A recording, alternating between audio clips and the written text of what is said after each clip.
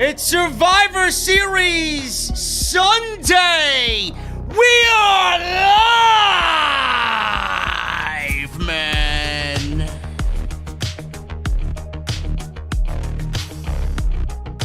Who's excited? I know I'm not. I woke up dreading having to do this show and then Survivor Series later on tonight, man. All I want to do is sit in my office and play Destiny, bruh. I don't give a damn about anything that's happening tonight. But we're going to go over the entire show, preview and predictions, right here on OTS. Undertaker joins Cameo. Undertaker doing videos with Snoop Dogg. And tonight is the final farewell, so they say, of The Undertaker. What I think will happen tonight? Selena Vega, more news on her exit from WWE. And we got news coming out of Raw as to why Drew McIntyre won the WWE title and when the decision was made for that to happen. Plus a major match in discussion for Bray Wyatt at WrestleMania, and it does not include The Undertaker. The answer might surprise you, man. All this plus so much more on episode 352! There ain't no farewells here, man. Only after the guitar solo. I'll be right back. This is Off the Script.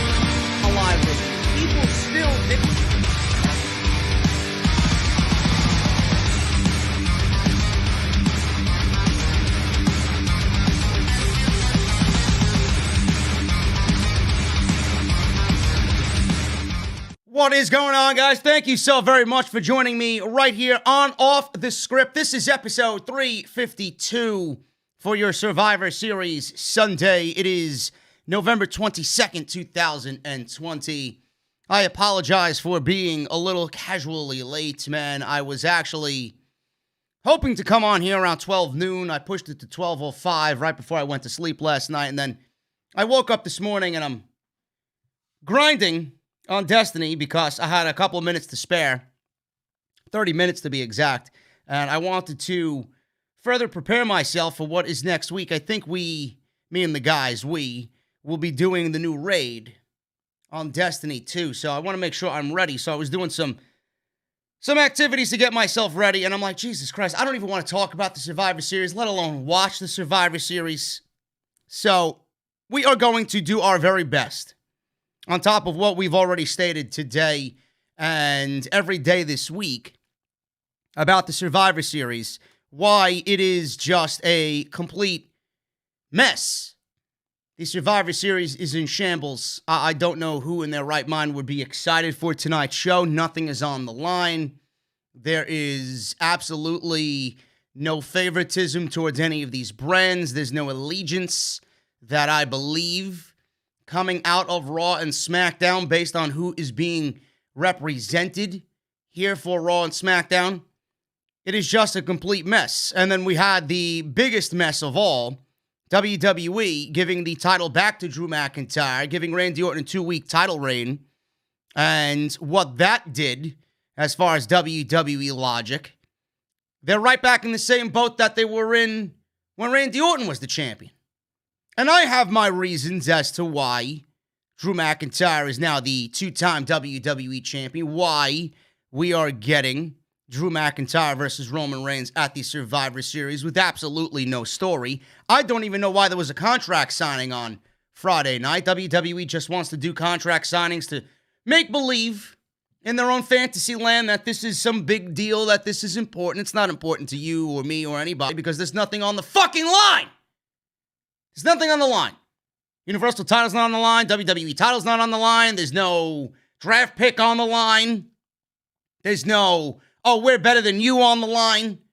All these brands are equal. The brands are even. They share back and forth all year long.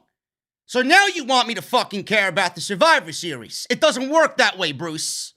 It doesn't work that way. But we're going to go over what I think will happen in all of these champion versus champion matches, who I think will be the winners coming out of the Raw versus SmackDown elimination matches, who I think will be the sole representatives at the end of the matches for their individual teams. And I got news coming out of Raw, SmackDown, AEW, and NXT. And we'll go over all the weekly news right here on Off the Script. I should be here for a couple of hours. And it's going to be a good one, man. It's going to be a good one. We got some news coming out of Raw. Like I said, Drew McIntyre, the reason why he won the WWE title when that decision was decided upon. I got news coming out of NXT. Apparently, Triple H wants an additional show for NXT on the USA Network. Oh, really? You want an additional program for NXT on USA Network? I wonder why you want that very thing. Is it because Tony Khan has a show coming out in early 2021, possibly on Saturday night, and you want to compete with him? Is Daddy Vince giving you the budget to go and compete further against AEW?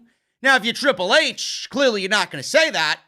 If you're Triple H, you're going to give the most political answer possible as to why he wants a second NXT show. Nobody's watching the first show that you got on. Now you want a second show? Who the fuck on USA Network even wants another NXT show? Seeing how the ratings have been deplorable. I don't know, man. I'm just sitting here in my beautiful office. I don't know, man. What the fuck do I know? What do I know? I know a lot. And I know I don't want another NXT show. Another AEW show? Fine. At least their program is quality. At least they're consistent with what they do on television. NXT, give me a break, man. We'll go over that as well. Got so much lined up for you guys right here on the podcast. We are live. I wanted to do this like I usually do it. Pre-recorded on a Thursday or Friday, upload it by Saturday, take Sunday off. That's the way I wanted to do it, but that didn't end up being the case because come Friday and then come Saturday, I'm like, Jesus Christ, I have nothing substantial as far as the top story goes for the podcast, and I know you guys don't give a shit about Survivor Series. So, in my eyes, if I was sitting here and I did episode 352 for you guys like I usually do it, pre-record it, and then upload it for you guys to watch it whenever, instead of doing the live stream, and I titled it Survivor Series Preview and Predictions. How many people do you think would I get watching that show? How much interest in the podcast do you think that there would be?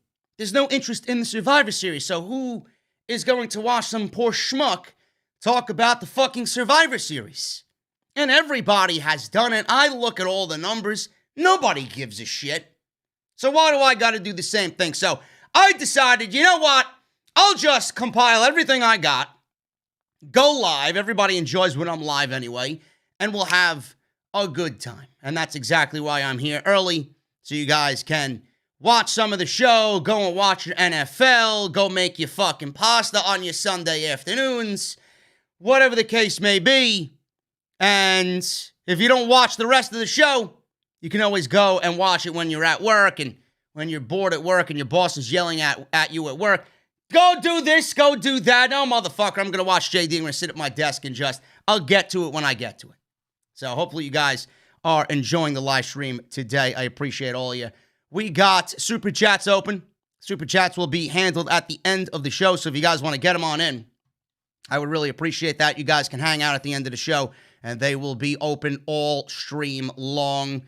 Make sure you guys follow me on social media at JD from NY206. That is on Twitter and on Instagram. Make sure you guys hit that subscribe button down below. Turn on that bell for all notifications. Make sure you guys go and check out all the other videos that you might have missed on the channel. Monday Night Raw, AEW, and Friday Night SmackDown podcasts are all live on the channel right now. Go and check all of that out. Everything you need is linked down below in the description of this very video. We got a new t-shirt out, guys. It is a take on what is coming out for the PlayStation 4, PlayStation 5, and Xbox consoles.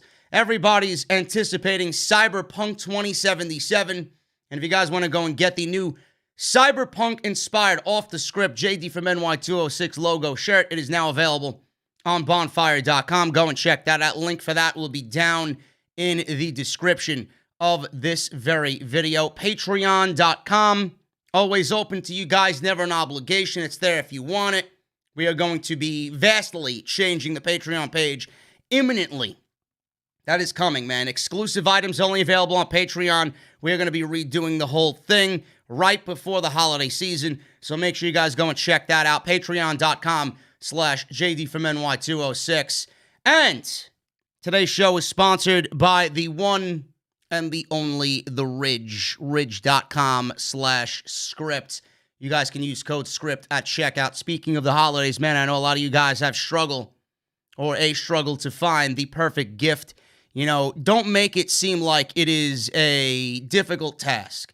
Shopping for your father, shopping for your grandfather. I know how difficult those things can be. My grandpa was terribly just difficult to shop for, and so was my dad. It gets really stressful because it becomes a situation where you think that you're doing something good for him and doing something kind and nice for him, and then you realize, you know, there is nothing new that I can get my dad or my grandpa or my uncle. It always seems like it's the same shit every single year, right? So the Ridge is going to cure all of those ailments, man. Don't let the holiday season stress you out. Ridge.com/script. Use code SCRIPT at checkout. 10% off anything on their online shop. So thank you guys for that, and we'll go over the Ridge a little bit later on in the show. Allergies are killing me, man. It is that time of year. Allergies just really get to me. But let's get into the show. We got a lot to go over, and I'm going to start at the top here, man. How many of you guys would actually spend $1,000 on The Undertaker for him to cameo you for about 2 minutes? $1,000, and fans get a custom video from The Undertaker on Cameo. Now, it's quite funny how Vince McMahon had everybody shut down their Cameo, and The Undertaker is now on Cameo for a limited time. I don't know how many. Actually, it does say how many. There was 30 limited edition personalized video messages that he will fulfill at the Survivor Series. All 30 sold out at $1,000 a pop. The Undertaker and WWE made $30,000 because there are 30 fucking idiots out there who felt like it was a good financial decision in the middle of a pandemic to spend $1,000 on The Undertaker. I don't know, man. Our race, us as humans, are fucking stupid. We are the dumbest fucking species on the face of the planet. Would I ever spend $1,000 on The Undertaker for a personalized message from The Undertaker on Cameo? Absolutely fuck no. In this lifetime and the next 10 lifetimes, I would not do that. But if you have the money to do so, God bless you. God bless you. There are people dying, there are people fucking starving, and I'm sure the money could go to a better cause instead of putting it in Vince McMahon's pocket. But I digress, man. We are a fucking stupid species, okay? Now, The Undertaker was on Cameo. Everybody else had to close their Cameo account down. This was obviously approved by the WWE. I don't know how much WWE is getting from this. I don't know how much The Undertaker is getting from this. If I was to make a logical guesstimation, I'd say that WWE is getting 30% and The Undertaker is getting 70%, or maybe it's 60-40. I don't know. But clearly this was a WWE-sponsored, limited-time-only event for the final farewell of The Undertaker, which will not be the final farewell tonight. We'll talk about that a little later. In my opinion, obviously. But this was obviously a WWE-sponsored event. Now, this is exactly what we discussed when WWE closed down all of their Cameo accounts, all the superstars' Cameo accounts. It's got to be approved by WWE. It was speculated that WWE might be working on a potential partnership with someone like Cameo, a potential partnership with someone like Twitch or Facebook Gaming or YouTube or whatever the case may be. Any of these third-party platforms, WWE more than likely was in discussion with one of them, two of them, or possibly all of them to work in correlation with WWE for said events such like this. So WWE allowed The Undertaker to do it because they said so. This is clearly a case of WWE giving preferential treatment to everybody else that they consider elite.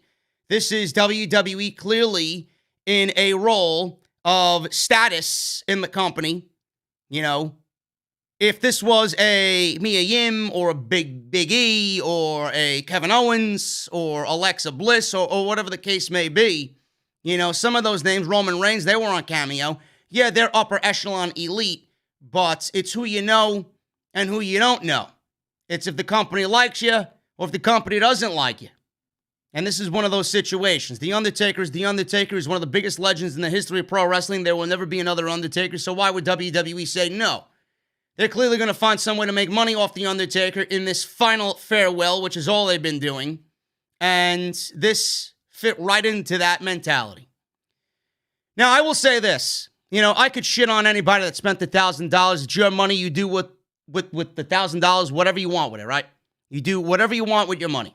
I am not here to say how you should spend your money, and nobody else in the chat or whoever is on social media has no business telling you what to do with $8,000. All I will say is this. This is the way I thought about it when I first heard about this story. When Big E and everybody else on the roster did it, it was away from WWE. I felt like when you seen all of those superstars on Cameo charging whatever, you know, from Big E to Roman to Alexa to Peyton Royce, Kevin Owens, everybody in between, right? Could have been anybody. Could have been someone like Zack Ryder or Kurt Hawkins or Titus O'Neil. Who the fuck cares?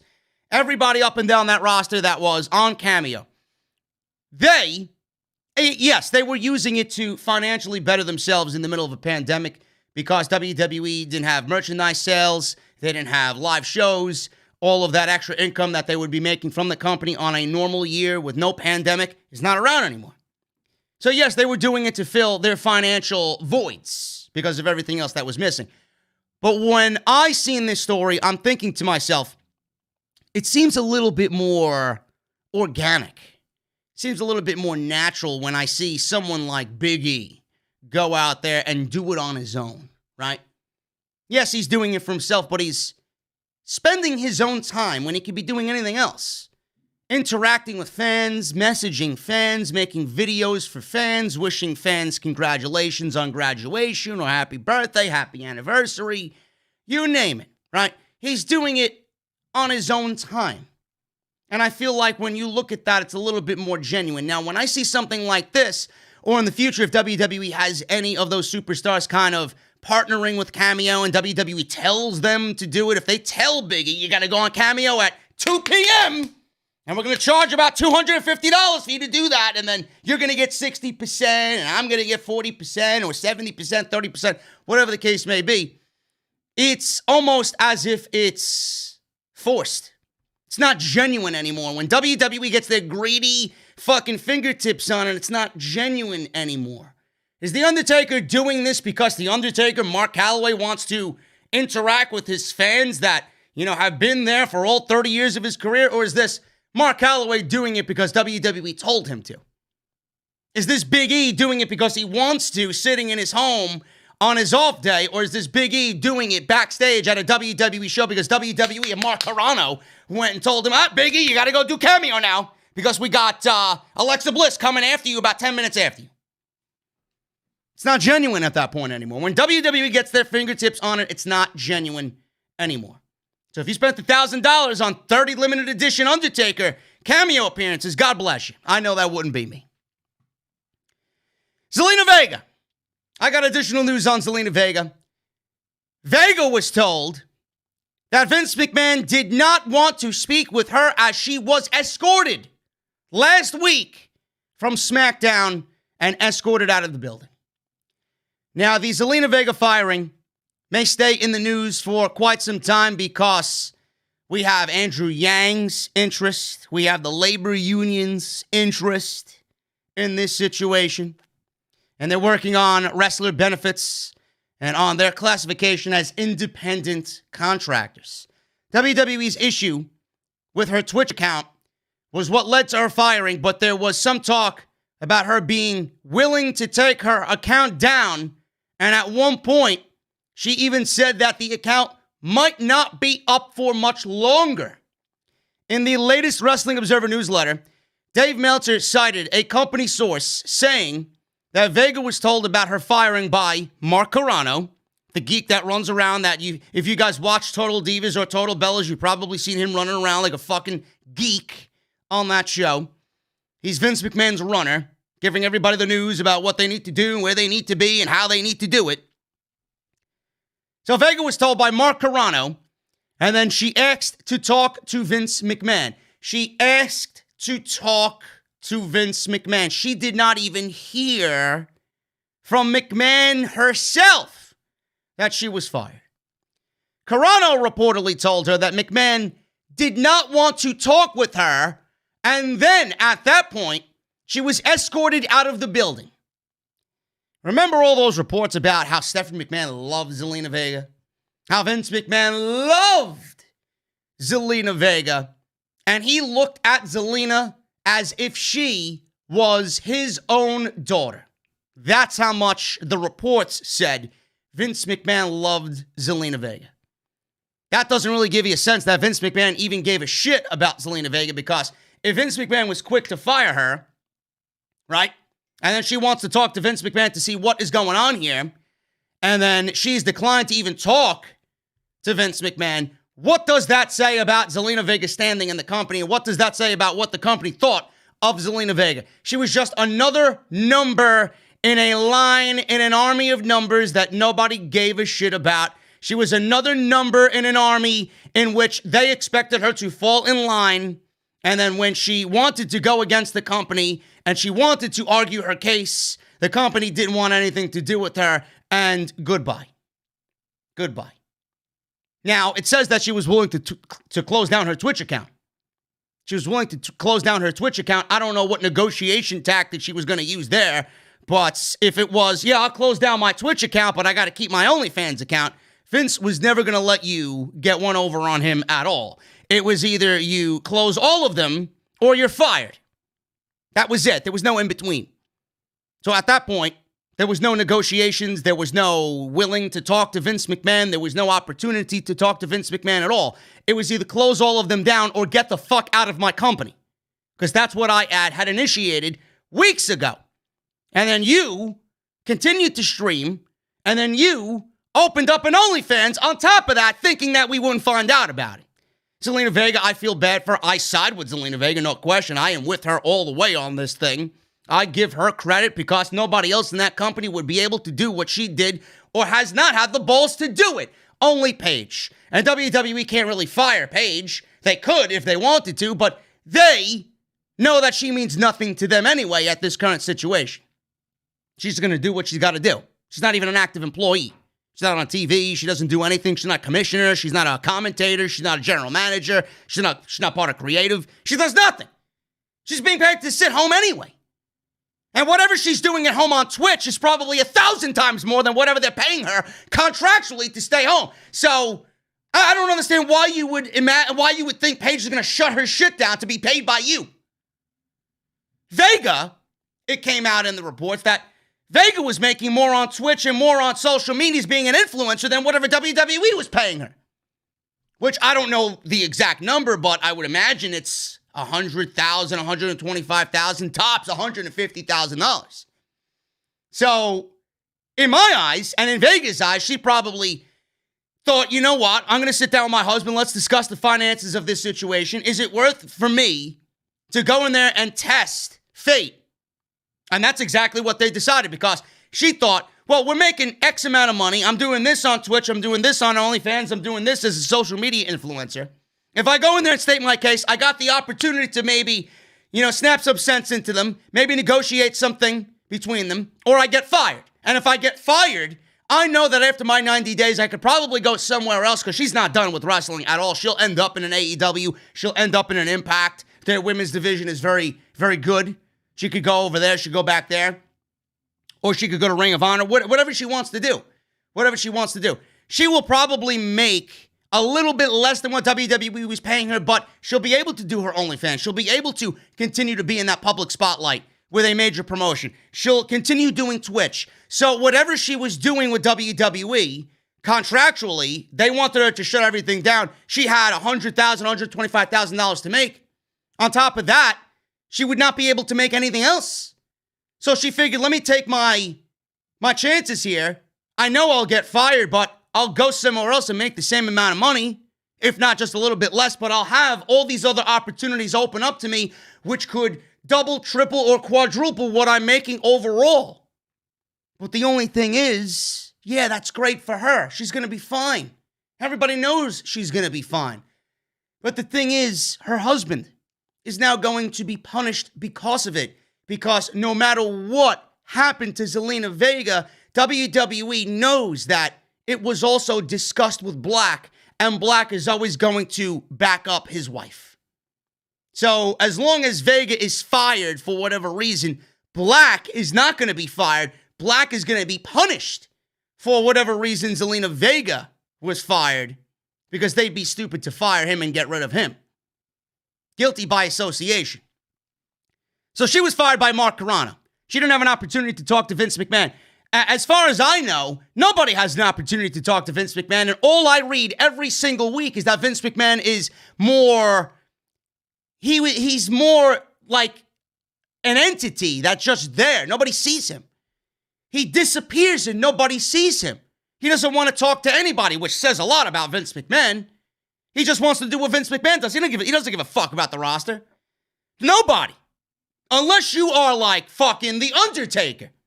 Nobody's going to get in Vince McMahon's ear unless he wants to talk to you.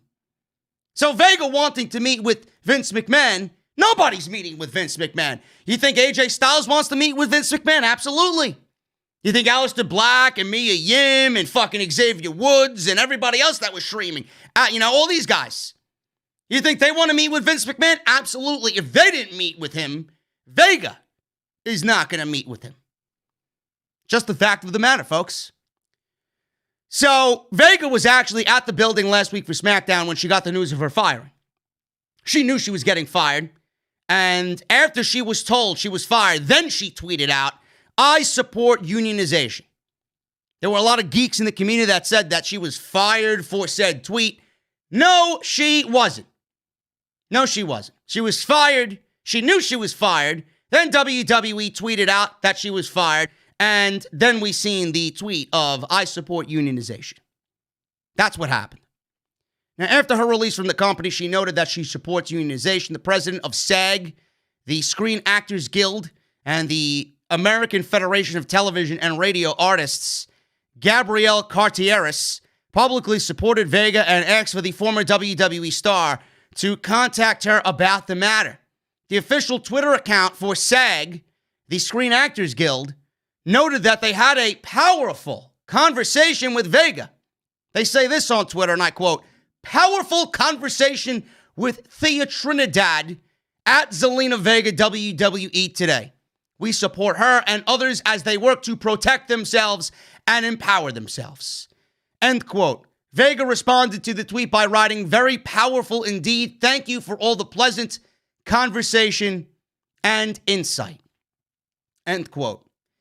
Now, most of you are probably wondering if anybody came to Zelina Vega's defense here, knowing that she was used as a sacrificial lamb. Did anybody in the WWE come to Vega's defense? Despite all the attention that this situation got, most of the locker room remained silent on the matter. Paige spoke out about Vega's release, but others have not commented.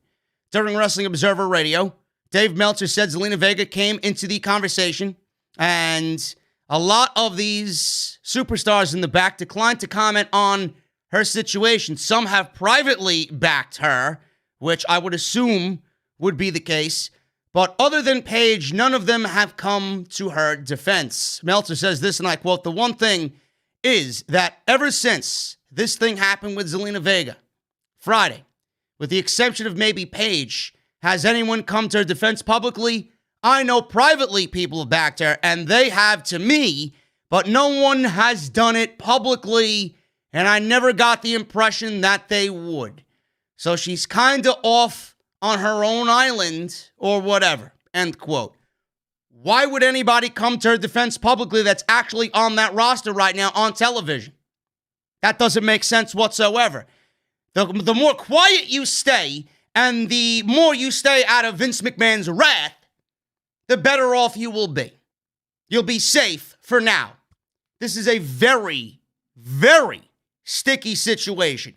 Why would anybody want to get involved in this situation and back Zelina Vega publicly when she was just fired, knowing that Vince McMahon doesn't give a shit who you are unless you are who you are, like a Randy Orton or a AJ Styles or a Roman Reigns? None of those guys are getting fired. But if you're someone on the equal level of Zelina Vega, why would you come to her defense publicly knowing that that could be you? That doesn't make any sense whatsoever.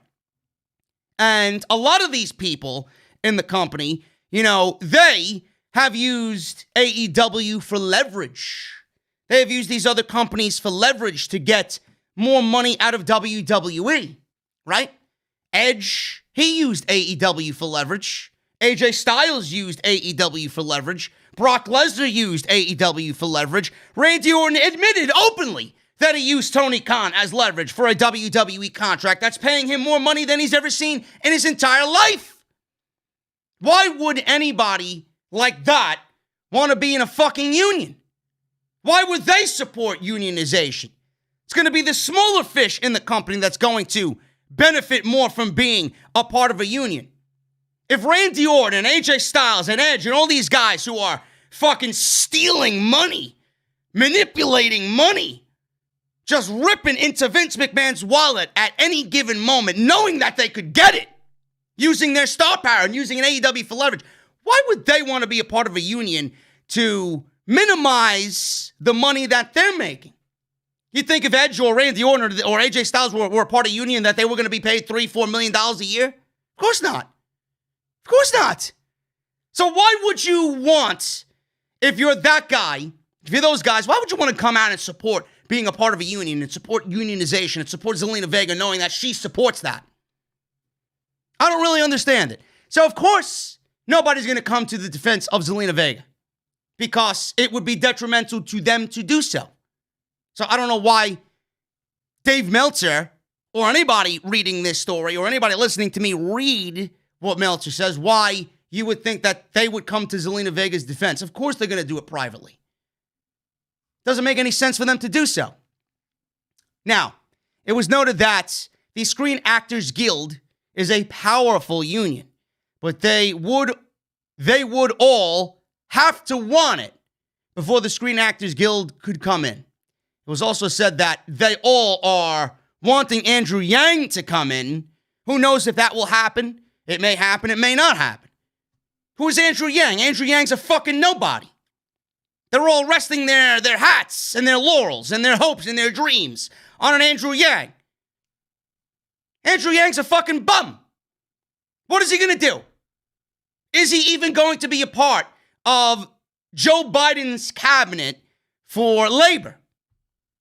Is he going to get that spot? We don't even know if he's going to get that spot yet. He's talking a big game like he is going to get that spot, but is he going to get that spot?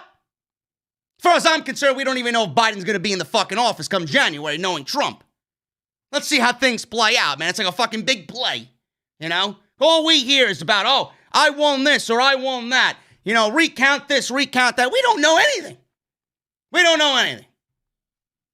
Anyway, we got Cartieris, Gabrielle Cartieris, who's actually on 90210, The More You Know, I didn't know she was part of 90210, who spoke exclusively to Wrestling Inc. on the possibility, suggesting wrestlers have just as much right to be a part of SAG, the Screen Actors Guild, as actors do. She says, wrestling is as much about media as it is a sport, and we are going to directly engage with members of this profession to help find ways for them to protect themselves. The union's president said in a statement, and I quote, "As more people reinvest in unions, and as more working people are harassed by employers who don't want to protect them, SAG is committed to doing what we can to help professional wrestlers secure the protections that they deserve." End quote. Meltzer went on to say that you don't have to change any laws because WWE talent are employees. You don't have to get a bill and go through Congress or anything like that. They simply need to go to a labor board and present the evidence of WWE's practices and how they still consider talent as independent contractors. The subject of WWE superstars unionizing is going to get very interesting come 2021, but it's unclear how everything will go at this stage of the game. It is being reported in the Wrestling Observer newsletter. Get this. This is what fucking pisses me off about this shit, and this is where someone's power comes into play. Usually, you lead by example, correct? If you're Vince or if you're Bruce, you lead by example. If you are in a position of power, that should not give you the right to go and do something that someone else is not allowed to do. Listen to this. It was reported in the Wrestling Observer newsletter that the idea of banning superstars from third-party platforms did not come from Nick Khan. Nick Khan is the company's president and chief revenue officer. He was just hired for that position. Bruce Pritchard and Brad Blum were two of the higher officials backstage who were noted as backing Vince on it. This is interesting because doesn't Bruce Pritchard have a fucking podcast of his own called Something to Wrestle with Conrad Thompson? He can have another project on another platform that is actively competing against WWE as well. WWE started their own fucking podcast network because they didn't want their other superstars going to a Westwood One or a fucking Spotify or whatever. They wanted them under their own umbrella. So Bruce could make extra revenue for all the fucking downloads. Bruce can make all the ad revenue he wants from all the fucking legions of sponsors that he has on that show. But nobody can go on Twitch and play fucking Super Mario Sunshine. They can't go on Twitch or YouTube or Facebook Gaming and fucking engage in a nice little session of Call of Duty. I don't really understand the logic there. Lead by example. Bruce is using his power for his own personal gain. Meanwhile, these people in the company don't give a fuck about who is actually working for them. This is something that Bruce apparently told Vince he would continue to want to do before agreeing to return. The more you know, folks. It's who you know and how much dick you suck in WWE. If Vince McMahon considers you a good cocksucker, then he's going to give you all the benefits that somebody else on the lower rung of the ladder are not going to be able to get. This is exactly why I stated Bruce needs to go, because we got way too many yes men in WWE. And if you have a powerful yes man like Bruce Pritchard who can actively make decisions like this for Vince McMahon or say something to Vince McMahon, who is Vince McMahon going to listen to? The more people that back Vince McMahon on something, the more Vince McMahon is going to think it's the right decision. We need people who are actively going to combat Vince McMahon. We need people who are actually going to say, no, Vince, this doesn't work. This does not make sense. No, this is wrong. No, this is immoral. No, this creative decision is not going to work. We got to do this. This makes sense. This doesn't. Yes, yes, yes, yes, yes, yes. The more you hear yes, the more Vince is going to think he's right. And who is going to yes him to death? Bruce Pritchard. Yeah, it might not make a difference because it's Vince McMahon's show anyway, but if he's got that double down yes, he's going to think more so that he's right and not wrong. So Bruce Pritchard had an active role in backing Vince McMahon on all of this. Now, WWE wrestlers, like I said, privately reached out to Vega. Meltzer said they're all looking for Andrew Yang to save the day. Perhaps he will. I do not see any kind of numbers of people who are going to stick their neck on the line and put their name on the line in this fight. So Meltzer noted that wrestlers that he has talked to all want Yang to take action when Joe Biden takes office. It is what it is, folks. It is what it is. But I still stand with Selena Vega after all of this. Like I said, it's going to be a very interesting next couple of months as we go into 2021 when Biden possibly takes office, how things are going to realign. And if Andrew Yang gets in there, is this something that the people in power in White House are really going to want to make an issue with a raging pandemic that's going on and a vaccine and all this other shit that I'm sure is going to take precedent? Are people in power at the White House going to think about, oh, we got to save the professional wrestlers? Is that something that's going to be a priority on the priority list? Probably not. So we don't know if anything's going to be done. We don't know if there's action going to be instilled come 2021. And if it is, when are we going to see action take place? We may wait a long time. We may never see action take place. So Vega will be fine. At the end of it all, I think we all stand for Vega, and I think Vega will be fine. Let's check the chat here, man. 977. I know it's Football Sunday. I probably fucked myself going live on Football Sunday. Let me tweet this out, man. Let's do some live tweeting. The title of the podcast, an honest look at why the 2020 Survivor Series is a joke. We'll put this out there on Twitter. We'll see if it helps. Probably not, but maybe you guys didn't realize I was live today. I mentioned it a couple of times. Live right now. Come hang out. Awesome. There you go. I appreciate you guys for being here in the chat with me today. We got 1,000 plus in here. Super chats are open. Hit that like button, guys. Hit that thumbs up. So I know that you appreciate the podcast. It actually helps out the channel and the podcast as well. So hit that thumbs up if you have not done so. Let's try for 750 likes in the live stream today, man. I appreciate you guys being here. Survivor Series. Survivor Series is tonight. We got the Survivor Series taking place inside the Thunderdome. The Thunderdome at the Amway Center will be the last pay-per-view that we see emanate from that venue.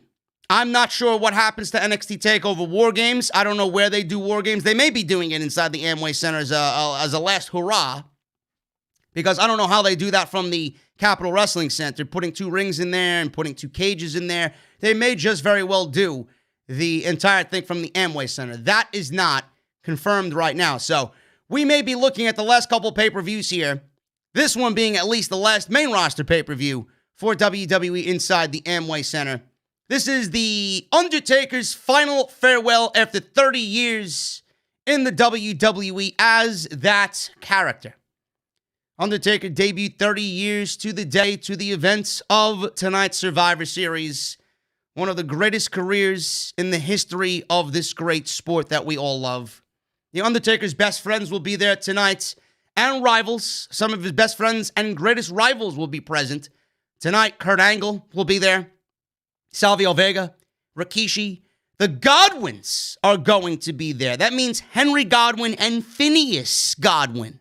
I haven't seen them since the late 90s, man. That's going to be pretty cool to see them. The Godfather is going to be there. Kane is going to be there. Glenn Jacobs is going to be there. Shawn Michaels, Triple H, obviously. two of the bigger names that have really given The Undertaker some of the greatest stories that he's ever been a part of. They will all be present for The Undertaker's final farewell. NXT is not included in this year's Survivor Series after dominating and winning last year's Survivor Series. The only reason why they were included in the Survivor Series last year was because WWE had AEW start up, and they wanted to kill AEW's momentum right out of the gate, and they threw NXT in the firing line for that, and it did not work. It did not work. I remember WWE had beaten AEW in the ratings 1 week. It's because we had an invasion of sorts. We had Ricochet and Matt Riddle, show up on Raw when they were in NXT. Or Ricochet showed up on NXT. Matt Riddle showed up on SmackDown or something like that. Keith Lee showed up on SmackDown. Whatever the case may be.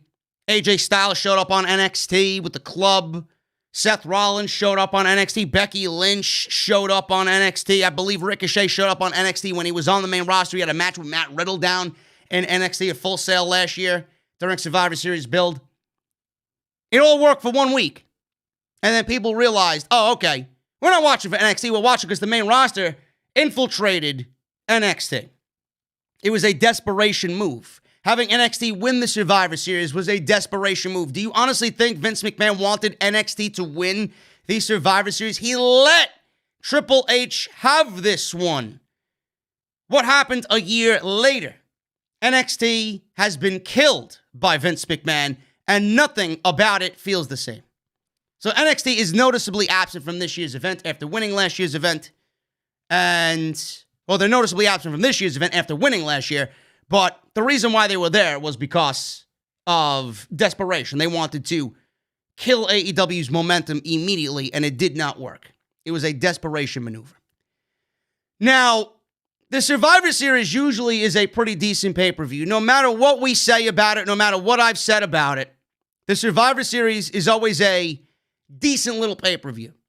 You get to see Raw versus SmackDown interject with each other. You get some surprises.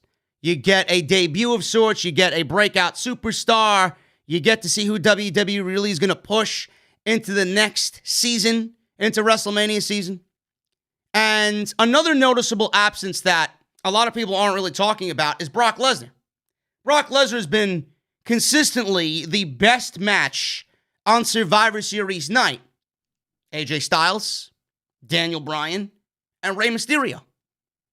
Survivor Series is usually Brock Lesnar's best match of the entire year. And now we don't even have that for this year's Survivor Series. So, how many of you guys actually thought about that when thinking of the Survivor Series?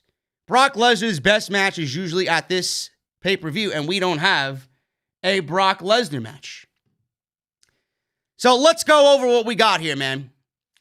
Drew McIntyre versus Roman Reigns. Drew McIntyre is the WWE champion. Roman Reigns is the tribal chief and the universal champion. Drew McIntyre showed up last week on SmackDown. Not this past week, but last week on SmackDown. And WWE made it seem like Randy Orton wasn't even the WWE champion then. They pretty much foreshadowed what they want to do. They made it clear that he was going to face Roman Reigns on last week's show. He wasn't even the WWE champion then. He just invaded SmackDown on his own volition. Then he won the title on Monday, and the match was then official. Now, up and down this card, we've seen babyface versus babyface, heel versus heel. WWE has changed this matchup from Randy Orton to Roman Reigns to Drew McIntyre and Roman Reigns now. It goes from heel versus heel to babyface versus heel. Traditional heel versus babyface for this mega match at Survivor Series. Now, as far as I am concerned here, there's no story.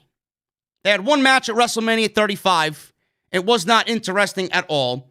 It was the Roman Reigns comeback tour from leukemia, which I didn't really appreciate because WWE really made it seem like it was, more hideous than it really was. They just exploited the shit out of it. That was his first match back at WrestleMania against Drew McIntyre. Both guys, they were pretty cold at that point. McIntyre was, feuding with Reigns as a part of a group with Dolph Ziggler and Braun Strowman and Baron Corbin. They all tried to end the Shield, which was just terrible television on Monday night. And you look at those guys then, their performances have gotten better. Their status in the company has been elevated. Compared to when we seen them in the ring at WrestleMania 35, looking at them now, they're much bigger than they were, which I can appreciate. That doesn't mean the match makes sense. That doesn't mean I want to see the match in this capacity. But both guys from WrestleMania 35 have been elevated. Now, the match was terrible. The match was awful. So going in, I'm not really excited just based on what I've seen at WrestleMania. But this only has a 2-week build on top of that. WWE gave the title to Randy Orton at Hell in a Cell. Then they gave the title back to Drew McIntyre. Now Drew McIntyre is a 2-time WWE champion.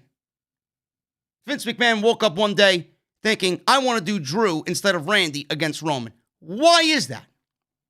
Why is that? Why did WWE make this decision, and what is the effect of this decision? Drew McIntyre had a consistent reign as WWE champion. You took the belt off him to put it on Randy Orton for 2 weeks, only to give it back to Drew McIntyre. You killed his consistency. You killed that momentum that Drew McIntyre had. Additionally, no matter who it would have been anyway, Orton or McIntyre, Roman Reigns is not losing.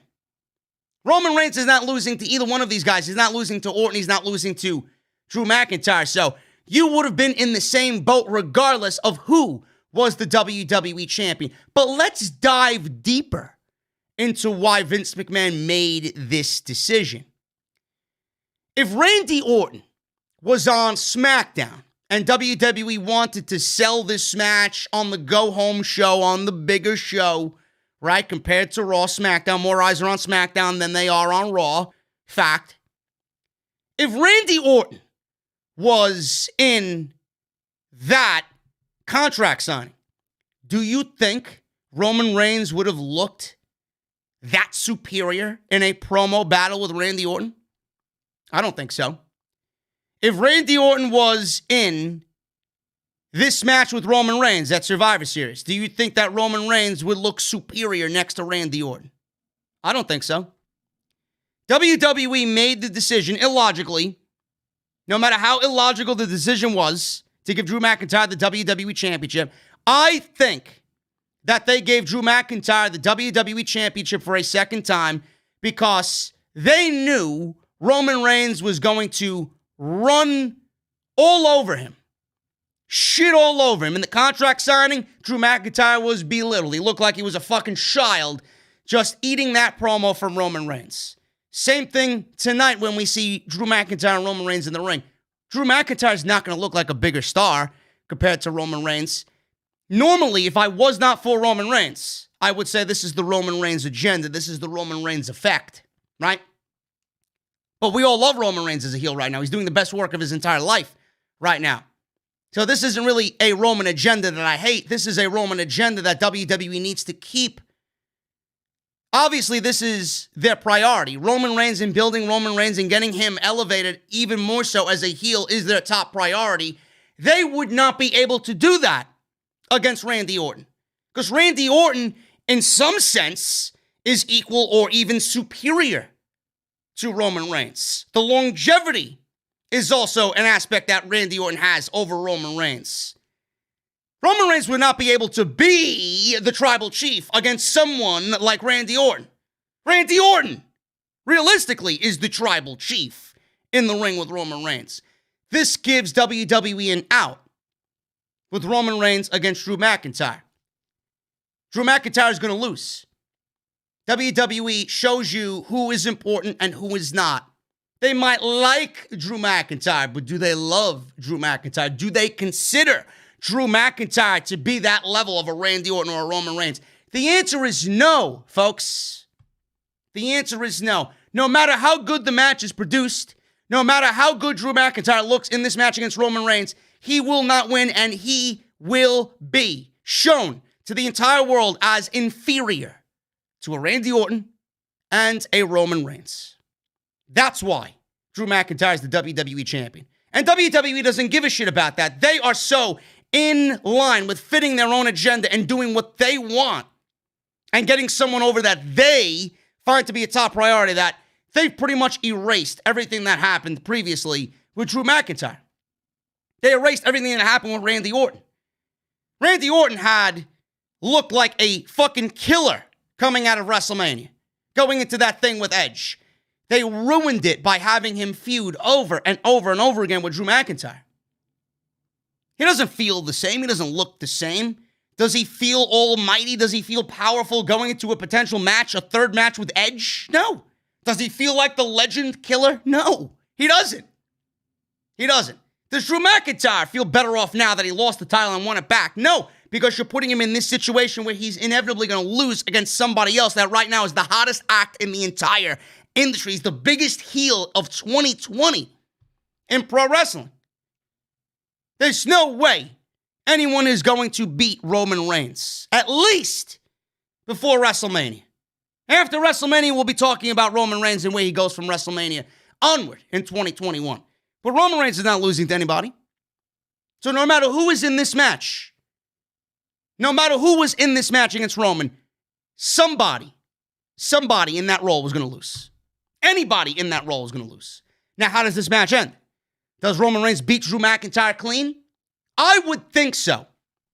I would think so. Because they're in a position where clearly Roman's going to go over. And Drew McIntyre, if he loses, he loses. But there is a situation where you can lose and look like a loser or lose and look like a winner.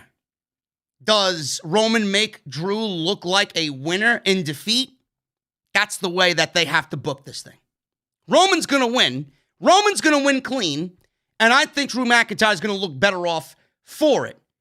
He's not going to lose just to be a loser. They have to do it in a way where he loses and looks like he belonged. Like he's elevated a little bit. That's the way they have to book it. If we see nefarious actions from The Miz or Randy Orton or Bray Wyatt or Sheamus, whoever wants to interfere in this match, everybody's like, oh, this got to end in a fuck finish. No, because that's going to make Drew McIntyre look weak. Now that you've made the decision to give McIntyre the title, you can't make him look weak. How do you make him look good, knowing that he's inevitably going to lose? You got to have him look strong. Roman's going to win, and it's going to be a highly contested match, and Roman Reigns is going to make Drew McIntyre look good in defeat. Roman's going to win, no question. No question. But this match should not be happening. This match should not be happening. Logistically, it should be Randy Orton. And this match between Drew and Roman, it should be on a grander stage with something on the line. There's nothing on the line here. There's no stakes on the line. There's no titles on the line. There's no story going in. There's legitimately no story. The only thing is Roman selling the fact that he's the most watched champion in the company, that Drew McIntyre is right now a secondary champion. They call upon you when they don't have me or when they don't need me. They call upon you. So you are there as a fill-in, and all eyes are on me, always. That doesn't really make Drew McIntyre stand out as a legitimate champion. You should not be demoralizing and diminishing the WWE Championship or the champion. I don't agree with that whatsoever. But please take what I said here and apply it, because that's exactly what it is. Now, we got Asuka versus Sasha Banks. This is the Raw Women's Champion, Asuka, versus the SmackDown Women's Champion, Sasha Banks. The women's divisions right now on both shows somehow are worse.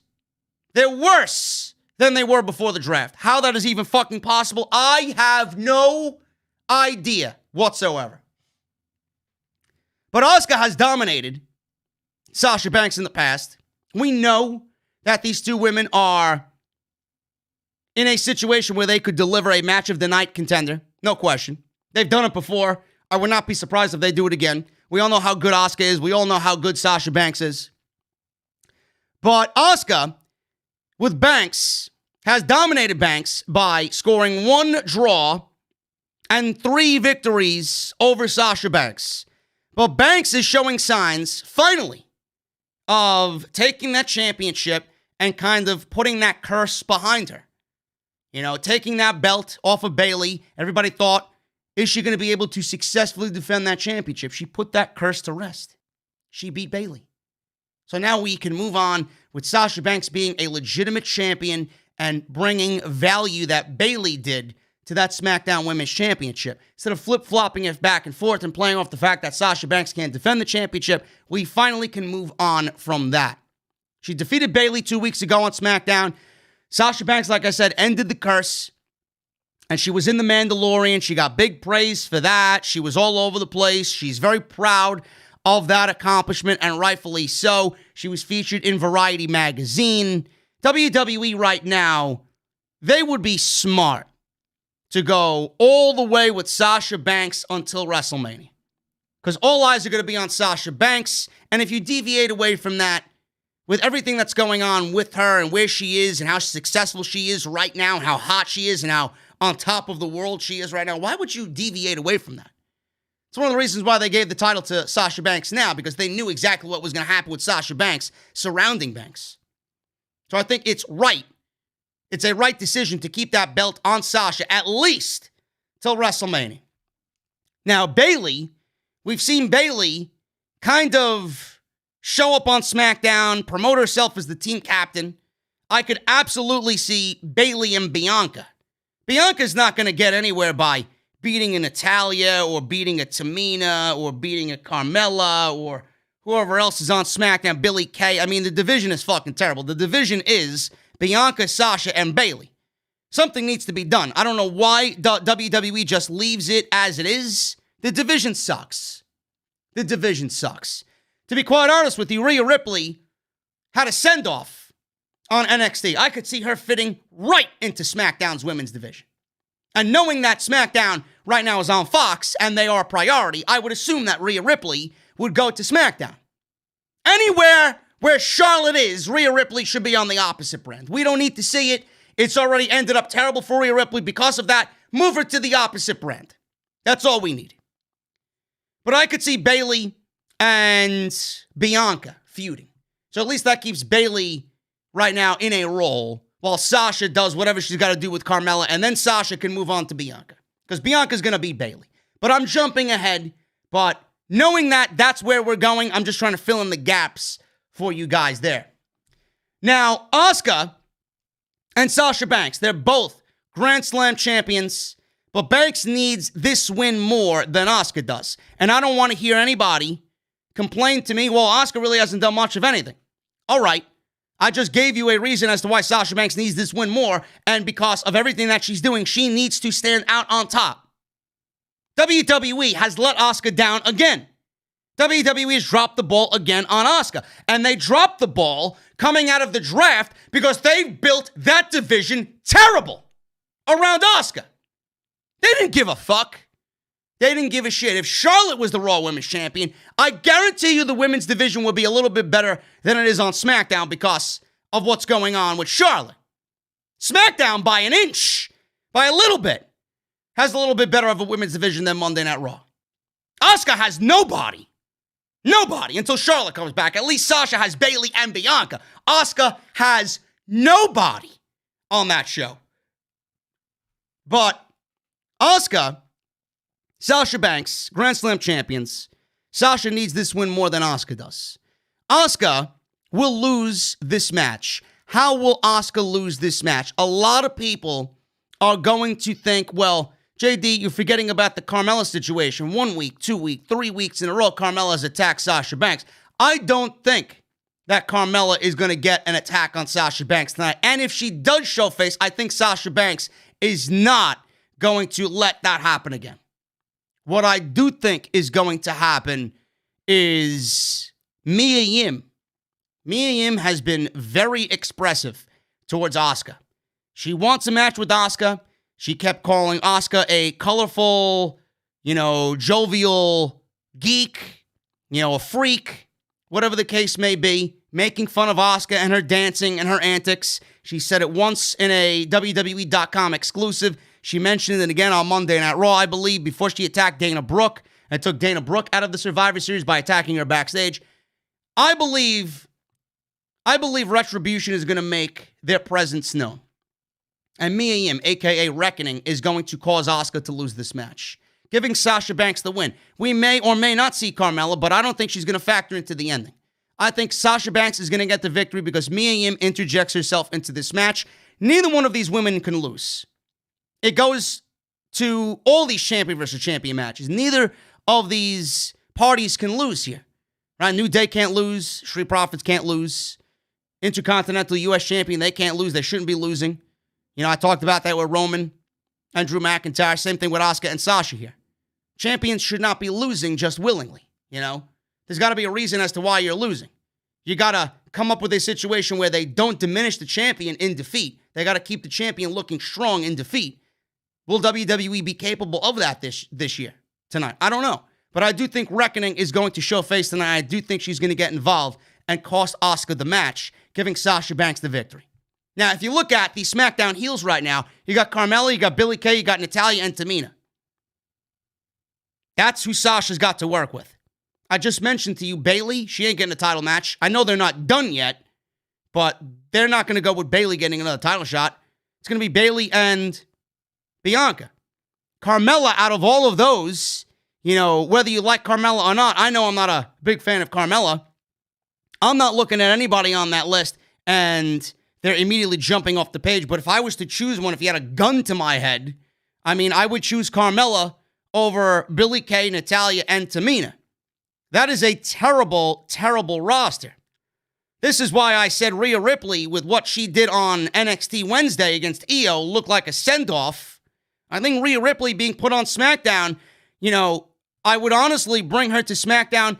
I'll talk about this later. I don't like Rhea Ripley being a babyface. To me, there's just something off there about her being a babyface. I feel like she plays the heel role better. Why don't you bring Rhea Ripley to SmackDown and make her a heel and give Sasha yet another heel champion to work with, which would be great.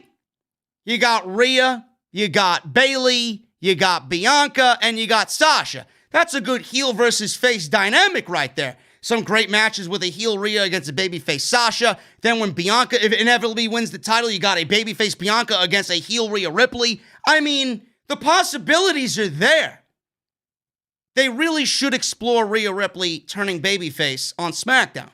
Or whatever the case may be. If she goes to Raw, which I hope she doesn't, you know, I would hope that she's a heel. I really do. I think that's the best way to go about it. Sasha Banks wins because of Reckoning, Mia Yim, and she gets the victory over Asuka tonight at the Survivor Series.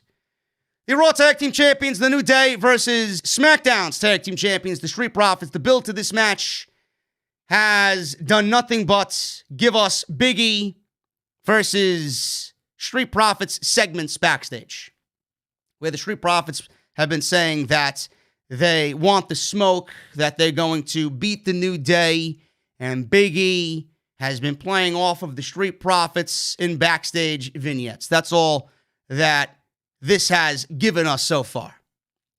So, tag team wrestling obviously is terrible in WWE. These two teams are two of the more solid teams on WWE television. They don't have any tag team depth at all. The Street Profits and the New Day, even after this, I don't know what they do or where they go. I have no idea what the Street Profits do on SmackDown. There are legitimately no tag teams for them to feud with after this. What they do is anybody's guess. At least the New Day, they've got the Hurt Business, which I'm assuming we'll still see continue, even though the Hurt Business lost on Monday Night Raw. The lack of tag teams on WWE main roster is absolutely abysmal. It is a complete fucking abomination. Now, if the Street Profits and the New Day get some decent time tonight, it should be a great tag team match. There's no reason for it not to be. There's no reason why these two teams should not be given decent amount of time to show everybody why they're the two best tag teams in the entire United States. But I think right now, the way you look at it, being that the New Day just got a victory over the Hurt Business, and this is my line of thinking here, the New Day got a victory over the Hurt Business on Monday Night Raw, which in all logical situations would eliminate the Hurt Business from any tag team title opportunities in the future. There's a reason why the New Day beat the Hurt Business on Monday Night Raw. That's because I do think the Street Profits are going to get a victory over the New Day. WWE is very high, believe it or not, on the Street Profits. They have no competition, but they are very high on the Street Profits. I think a victory for the Street Profits, clean. No nefarious bullshit here, no outside interference. This should be a straight-up match between two really great tag teams. Street Profits beat the New Day when Xavier Woods takes a big splash off the top rope from Montez Ford. I think that's the way to go about it. Big frog splash on Xavier. 1, 2, 3, and the Street Profits beat the New Day and solidify themselves as the number one tag team in all of WWE. They are that good, and I think a victory for them this early in their careers over the New Day does a lot more than just going right back to the same old formulaic bullshit with the New Day and getting them a victory over a team that much, in a situation like this, is much more needed for the Street Profits. I'm going with the Street Profits over the New Day at the Survivor Series. Bobby Lashley, United States Champion versus Intercontinental Champion Sami Zayn. Sami Zayn has been one of the best aspects of SmackDown all year since his return. These two, I don't know if you guys remember, I know some of you probably don't want to remember, had a feud 2 years ago when Bobby Lashley was on Monday Night Raw. And it was one of the worst TV segments on Monday Night Raw in the history of Raw, with Lashley's sisters being brought out by Sami Zayn. Now, Lashley got the victory over Zayn at Money in the Bank in 2018, but after the terrible television that feud had given us, nobody looked like they were better off for it. They both looked absolutely miserable coming out of that feud. Then Sami Zayn, he goes away for a little bit, doesn't really have a big role. WWE is playing him up to be a heel on SmackDown. And then he starts a feud with Daniel Bryan. Zayn versus Daniel Bryan yielded, to me, some of the best moments on SmackDown when he went on to win the Intercontinental Championship. So, as far as SmackDown having a good, legit heel, that's what you got in Sami Zayn. Bobby Lashley has undergone a transformation in his own right here, because Bobby Lashley, I could not give a single shit about Bobby Lashley, and then all of a sudden, you align him with the Hurt Business, you put him in a suit, and you give MVP the microphone and act as if he is Lashley's Paul Heyman. I think that's worked wonders for him. The less Bobby Lashley has to say, the better. Sami Zayn has been having his own success in his own way on SmackDown. Again, pairing these two together really doesn't seem like it's a productive thing. It's counterproductive in this case. WWE doesn't give a shit about Sami Zayn. WWE doesn't give a shit about the Intercontinental Championship. And in this case, it's pretty easy to make a prediction. I think Bobby Lashley is going to squash. Bobby Lashley is going to squash Sami Zayn at the Survivor Series. And there's no ifs, ands, or buts about it. Sami Zayn is not somebody that they are going to go all in on. They're not going to go all in on the Intercontinental Championship. Vince McMahon has stated himself. Chris Jericho has stated it himself. He says that Vince McMahon stated personally to him, nobody gives a shit about the Intercontinental Championship. And if Vince McMahon is saying that about what should realistically be the second most prestigious title in the company, then who is actually going to care about the Intercontinental Championship? Nobody. Now, with this situation, again, neither guy can lose, but I'm going with Sami Zayn. I'm going with Bobby Lashley, rather. Sami Zayn's not winning. There's been no build. There's been no interest in this whatsoever. And there's no reason to believe Sami Zayn's going to win. I think this lasts less than 5 minutes. Sami Zayn comes out there, gets squashed, Bobby Lashley wins, and the United States Championship is over the Intercontinental Championship at Survivor Series. That's it. We got the men's traditional 5-on-5 elimination match. Styles, Lee, Sheamus, Braun Strowman, and Matt Riddle versus Kevin Owens, Jey Uso, Baron Corbin, Seth Rollins, and Otis. I thought it would be Big E. Everybody thought it would be Big E. It was reported it was going to be Big E as the fifth man. And Otis was announced on SmackDown on Friday as the fifth man for Team SmackDown. Now, after losing the Money in the Bank contract to The Miz, Otis won a consolation prize from Adam Pearce, and he was named to Team SmackDown. Team Raw is right now looking like it has the advantage over Team SmackDown, just as far as who's on the team, size-wise and power-wise. You got Keith Lee, you got Braun Strowman, you got Sheamus, you got Matt Riddle. And then you got the technical wizard as AJ Styles is. You know, he's got that to round out all the power and all the big man size. So, SmackDown, to me, they have Kevin Owens, they have Seth Rollins, they have Jey Uso.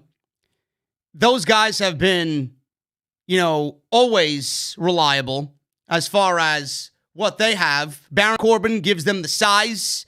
Otis gives them the size. Owens, Jey Uso, and Rollins gives them, you know, that speed and high offensive attack to maybe take down the bigger guys. It is a very up and down kind of combination between these two teams. Now, SmackDown, you know, they have a little bit more of an easier path to get onto Team SmackDown. Monday Night Raw has been riddled with comedy. Monday Night Raw has been riddled with, you know, oh, AJ Styles is not the captain. I'm the team captain. They're all kind of internally just combusting at the seams. None of them actually like each other, and they've all been feuding with each other. Keith Lee has been ruined on the main stage on Monday Night Raw. Everything that they shouldn't do as far as debuting somebody, they did it all with Keith Lee. Braun Strowman seems like a lost cause. He's not important whatsoever at all. Matt Riddle seems to be getting somewhat of a semi-push on Monday Night Raw. Sheamus has always been a guy that you can count on. He's been in great matches this year. He's been always someone there that they can put him in any situation. AJ Styles is AJ Styles. I mean, what can I say that you don't already know about AJ Styles? But as far as this match goes, I just don't really see Monday Night Raw topping SmackDown in this situation. I really don't. If you want to think to all the other matches that we discussed, Roman Reigns for SmackDown is going to beat Drew McIntyre. Sasha Banks is going to beat Asuka, in my opinion. Monday Night Raw might get Bobby Lashley over Sami Zayn. SmackDown, to me, might get the Street Profits over the New Day. It could go to the New Day over the Street Profits. But if there's one match in this situation that could go either way, it's this one. But I'm going to end up going with SmackDown. I am. And there's one reason why I'm going with SmackDown. Actually, two reasons why I'm going with SmackDown. Nobody on Raw likes each other. And Seth Rollins put over Buddy Murphy on SmackDown clean on Friday. I honestly think that right before Rollins goes out and takes care of his wife, and they have the birth of their child coming up very soon, I do think that WWE is going to allow Rollins to get one victory before he's got to go out like this for SmackDown as the Messiah, and then he can go away and do what he has to do in his personal life at home. I think the reason why they gave him an opportunity against Buddy Murphy and gave Buddy Murphy the victory on SmackDown is because tonight they're going to let Rollins win this for Team SmackDown. And Monday Night Raw is going to internally combust in some way, shape, or form at the Survivor Series. That's just my take there. That's just my take on this. So I'm going with Team SmackDown over Monday Night Raw in the Survivor Series. I do think that Keith Lee, last year Keith Lee had a great Survivor Series. I do think Keith Lee has a great showing tonight. I don't think that Keith Lee is going to, lead his team to victory. But I do think at the end of it all, you're going to be looking at Keith Lee standing tall for Monday Night Raw. And I do think that SmackDown ends up getting the victory here for Fox. Then we got the women's match, traditional 5-on-5 elimination match. We got Shayna Baszler, Nia Jax, Lana, Lacey Evans, and Peyton Royce. Mandy Rose and Dana Brooke were taken out of the Survivor Series match. Dana Brooke taken out per storyline reasons, because without Mandy, they didn't really want Dana there. The fact that Mandy and Dana were a tag team, they thought that they could put Mandy and Dana on the same team, being that they are a tag team. But now Mandy is legitimately hurt because Nia Botch fucked her up. And that proceeded WWE to take Dana Brooke out of the match because Mandy Rose is not there. And without Mandy, they don't need Dana. So they figured, let's do Lacey Evans and Peyton Royce. Let's get Lacey Evans and Peyton Royce on the team. So that's why they're there. Lana, Nia Jax, Shayna Baszler, you guys know what the situation is with that. Lana's been through 9 tables in 9 consecutive weeks. Shayna Baszler and Nia Jax do not like her. But you look at SmackDown's team. Bianca Belair, Ruby Riott, Liv Morgan, Bayley, and Natalya. And Shayna Baszler and Nia Jax will be the reason that Team Raw wins or loses this match. And I think that's going to have to do with Lana. Since they're teaming together, they've pretty much told everybody that they're going to run through Team SmackDown, and they're going to run through the Monday Night Raw women's division, and all eyes will be on them. They accidentally, like I mentioned, injured, or Nia Jax did, injured Mandy Rose, while Retribution took out Dana Brooke per storyline, forcing Adam Pearce to replace Lacey Evans and Peyton Royce. Now, with Bayley had done nothing since she lost that rematch to Sasha Banks, and she needed something to do on this show, so why not make her the team captain? Bayley has Bianca Belair, Ruby Riott, and Liv Morgan. That's a very impressive backing for Bayley. And I think this is a great opportunity to show everybody what the Riott Squad can do. Ruby Riott and Liv Morgan, this is what the Survivor Series is made of. Get them out there and have them get some eliminations for themselves. Really. I think this is a stage to really kind of break out somewhat for the Riott Squad. Now, Bianca Belair in this situation, I do think that she's going to end up winning the match for Survivor Series SmackDown. I think that just makes the most logical sense. Before you put her in a situation with Bayley, she's already kind of teased that I'm not doing anything regarding Bayley as being the team captain. I'm just good in my own bubble. I'm going to do what I got to do to ensure that my team wins. She did not want to get into the ring on Friday and really acknowledge Bayley was the team captain. She really didn't even want to be in the same presence as Bayley. She didn't want to talk about Bayley. Bayley was being very obnoxious on SmackDown commentary with Bianca. I do think Bianca ends up showing up Bayley at the Survivor Series. She ends up winning the match for her team. She ends up being one of the sole survivors, if not the only survivor on the entire team. And I do think that this comes down to Lana and Bianca Belair. I think WWE is going to tease Lana, being that she just had a WWE documentary that I have not seen, and I've seen clips of it from social media. But I do think that she just was given that type of treatment, that WWE is going to tease you to think that Lana is going to get a major Survivor Series win by herself, proving Nia Jax and Shayna Baszler wrong, but she's going to end up running into Bianca. And I think Bianca is going to win the match for her team, upsetting Team Raw, making sure that Lana goes through a 10th table for losing, and then Bianca is going to upstage Bayley as they move on to their feud moving forward. SmackDown wins this match, and I think SmackDown wins the Survivor Series. Why? Because nobody gives a shit about Raw, and nobody gives a shit about the USA Network. I don't even think the USA Network gives a shit about Monday Night Raw. Fox is going to win the Survivor Series. They should have won the Survivor Series last year, but NXT was involved with it. So with NXT not involved, I think WWE is going to give us the opportunity to give Fox the victory when they wanted Fox to have the victory last year, being that it was the first year on Fox in 2019. That's my prediction for the Survivor Series. Now, as far as The Undertaker is concerned, man, there is major rumors going around about The Undertaker and what this means for his WWE future. Everybody is thanking The Undertaker. Everybody's coming out paying homage to The Undertaker. The Undertaker's been doing cameo. He's done merchandise and cameos or whatever, appearances with Snoop Dogg, right? The Undertaker actually said this in regards to Vince McMahon on CBS Sports.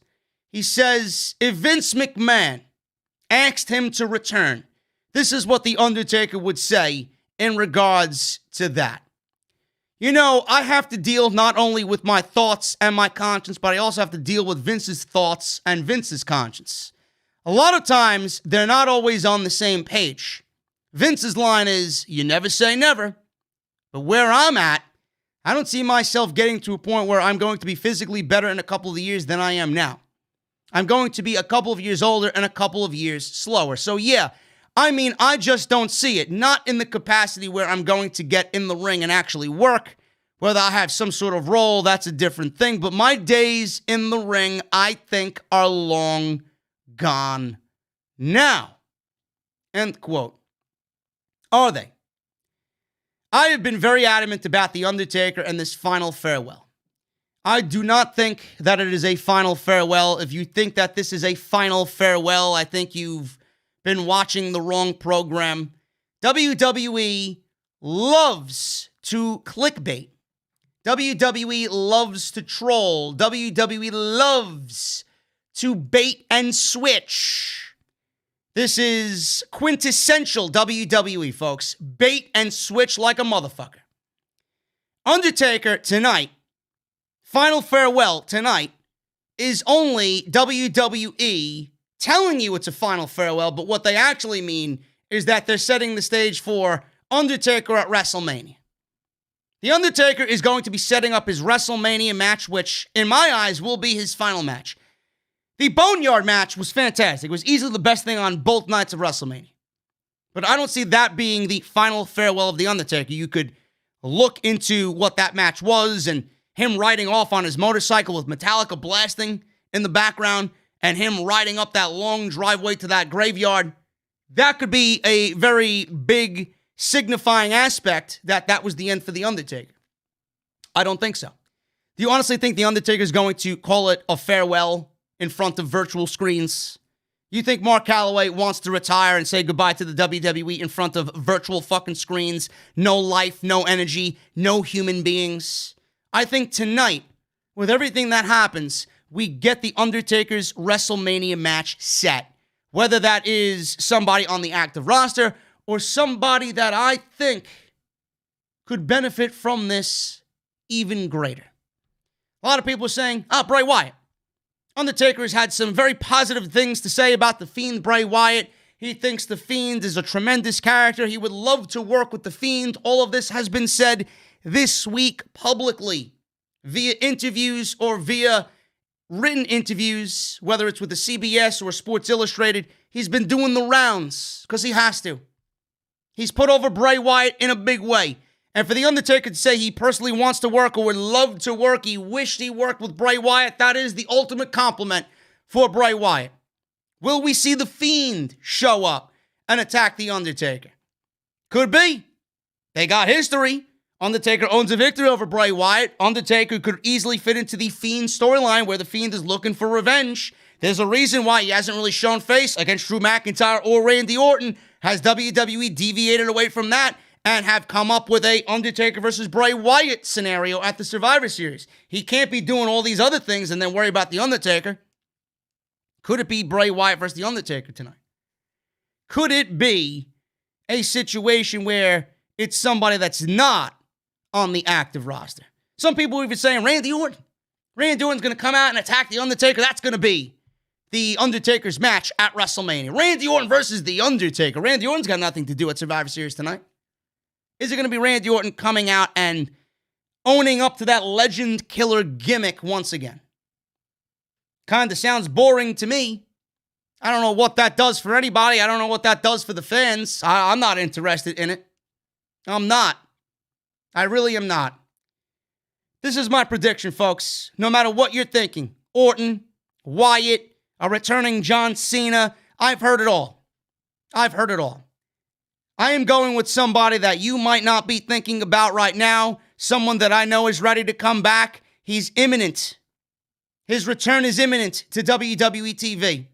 I am going with somebody that I do not think has a fucking hell of a chance to show up back on NXT.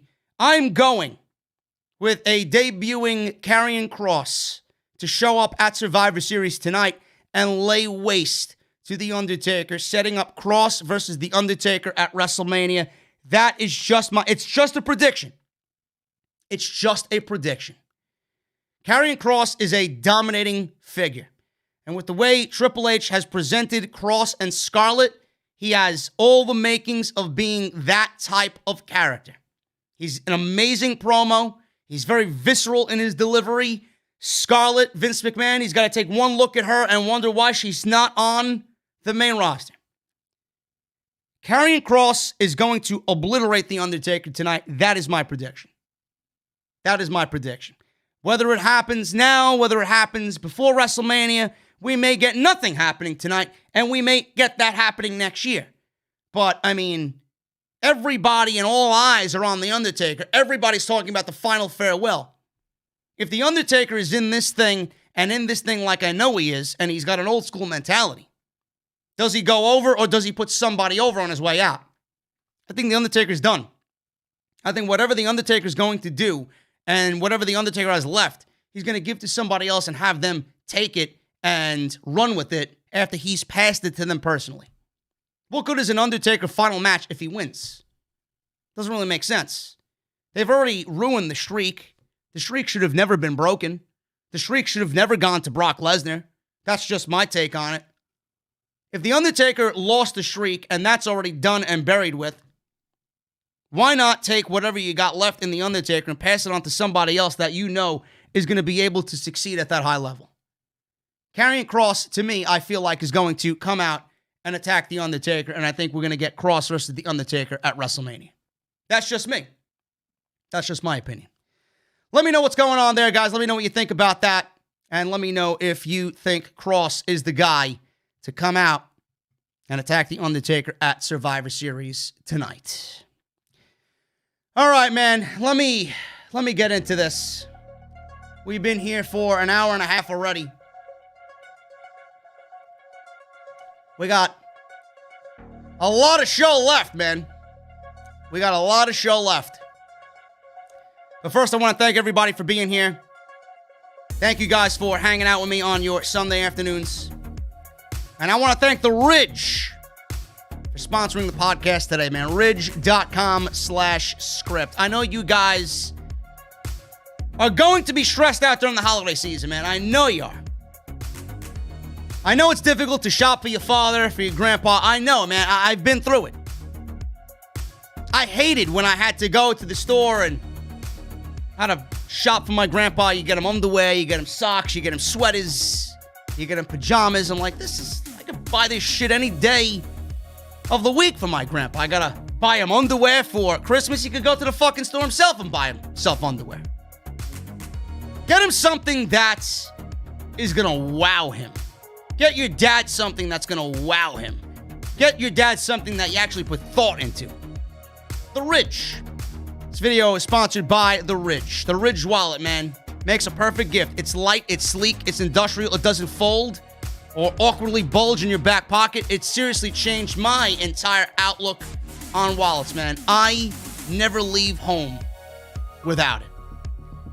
It holds up to 12 cards plus room for cash. There's over 30 colors. Carbon fiber, burnt titanium are some of them. I am a forged carbon type of guy.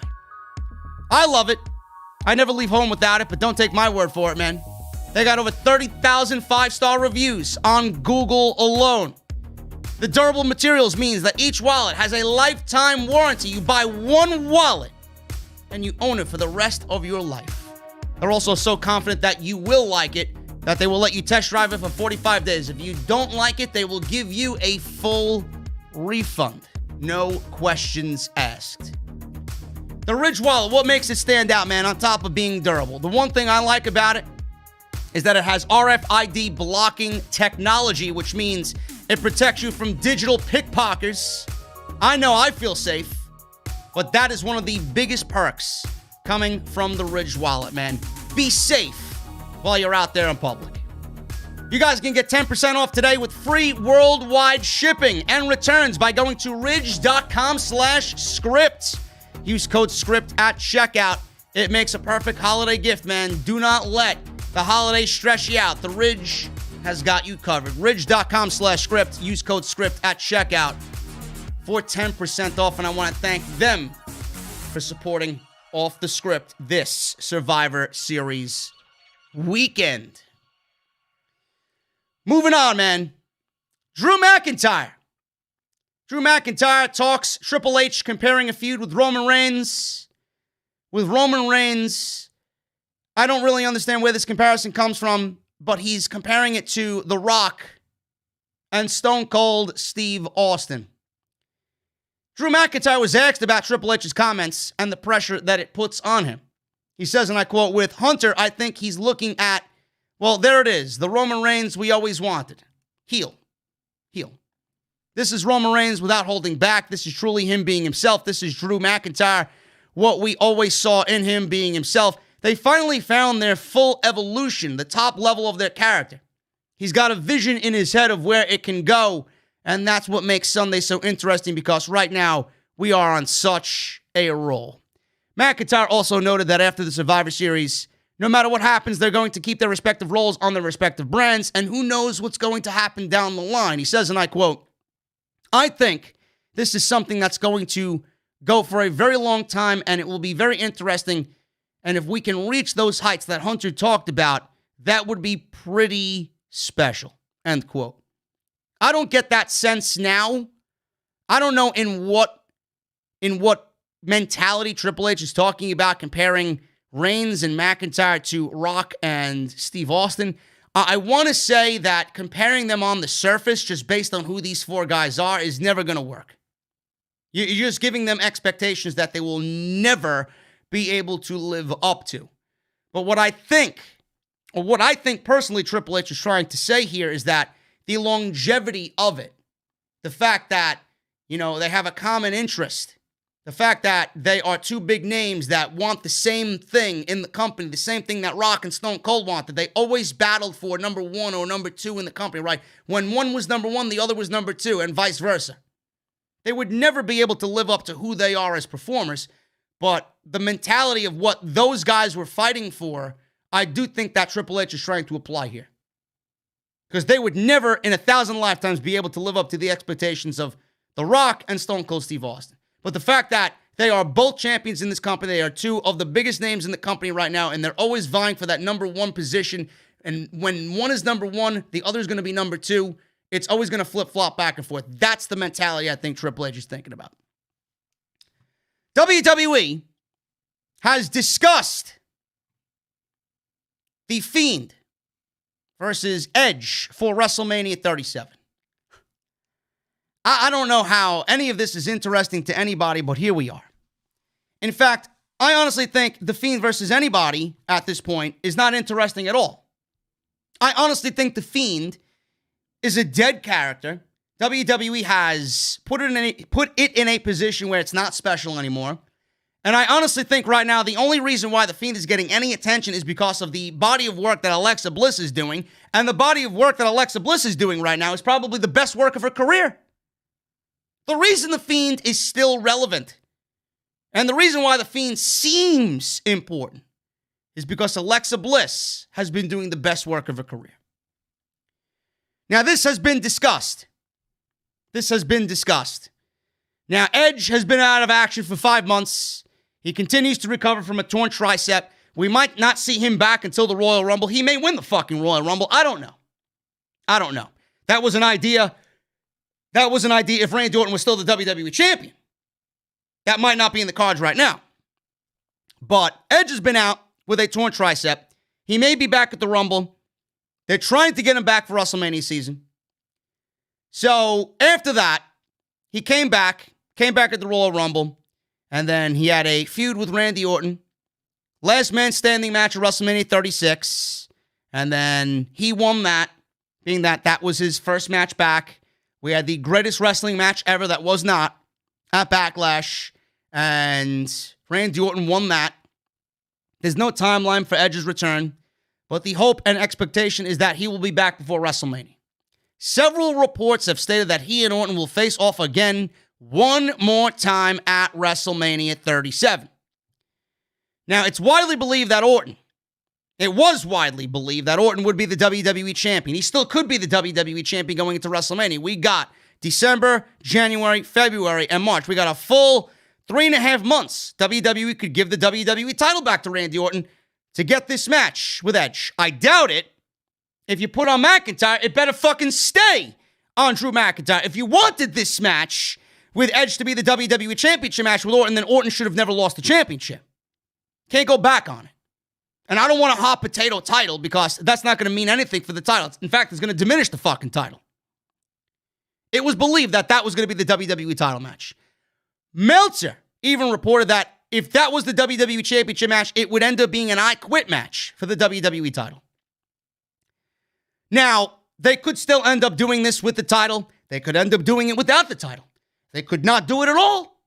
They could decide not to do it at all.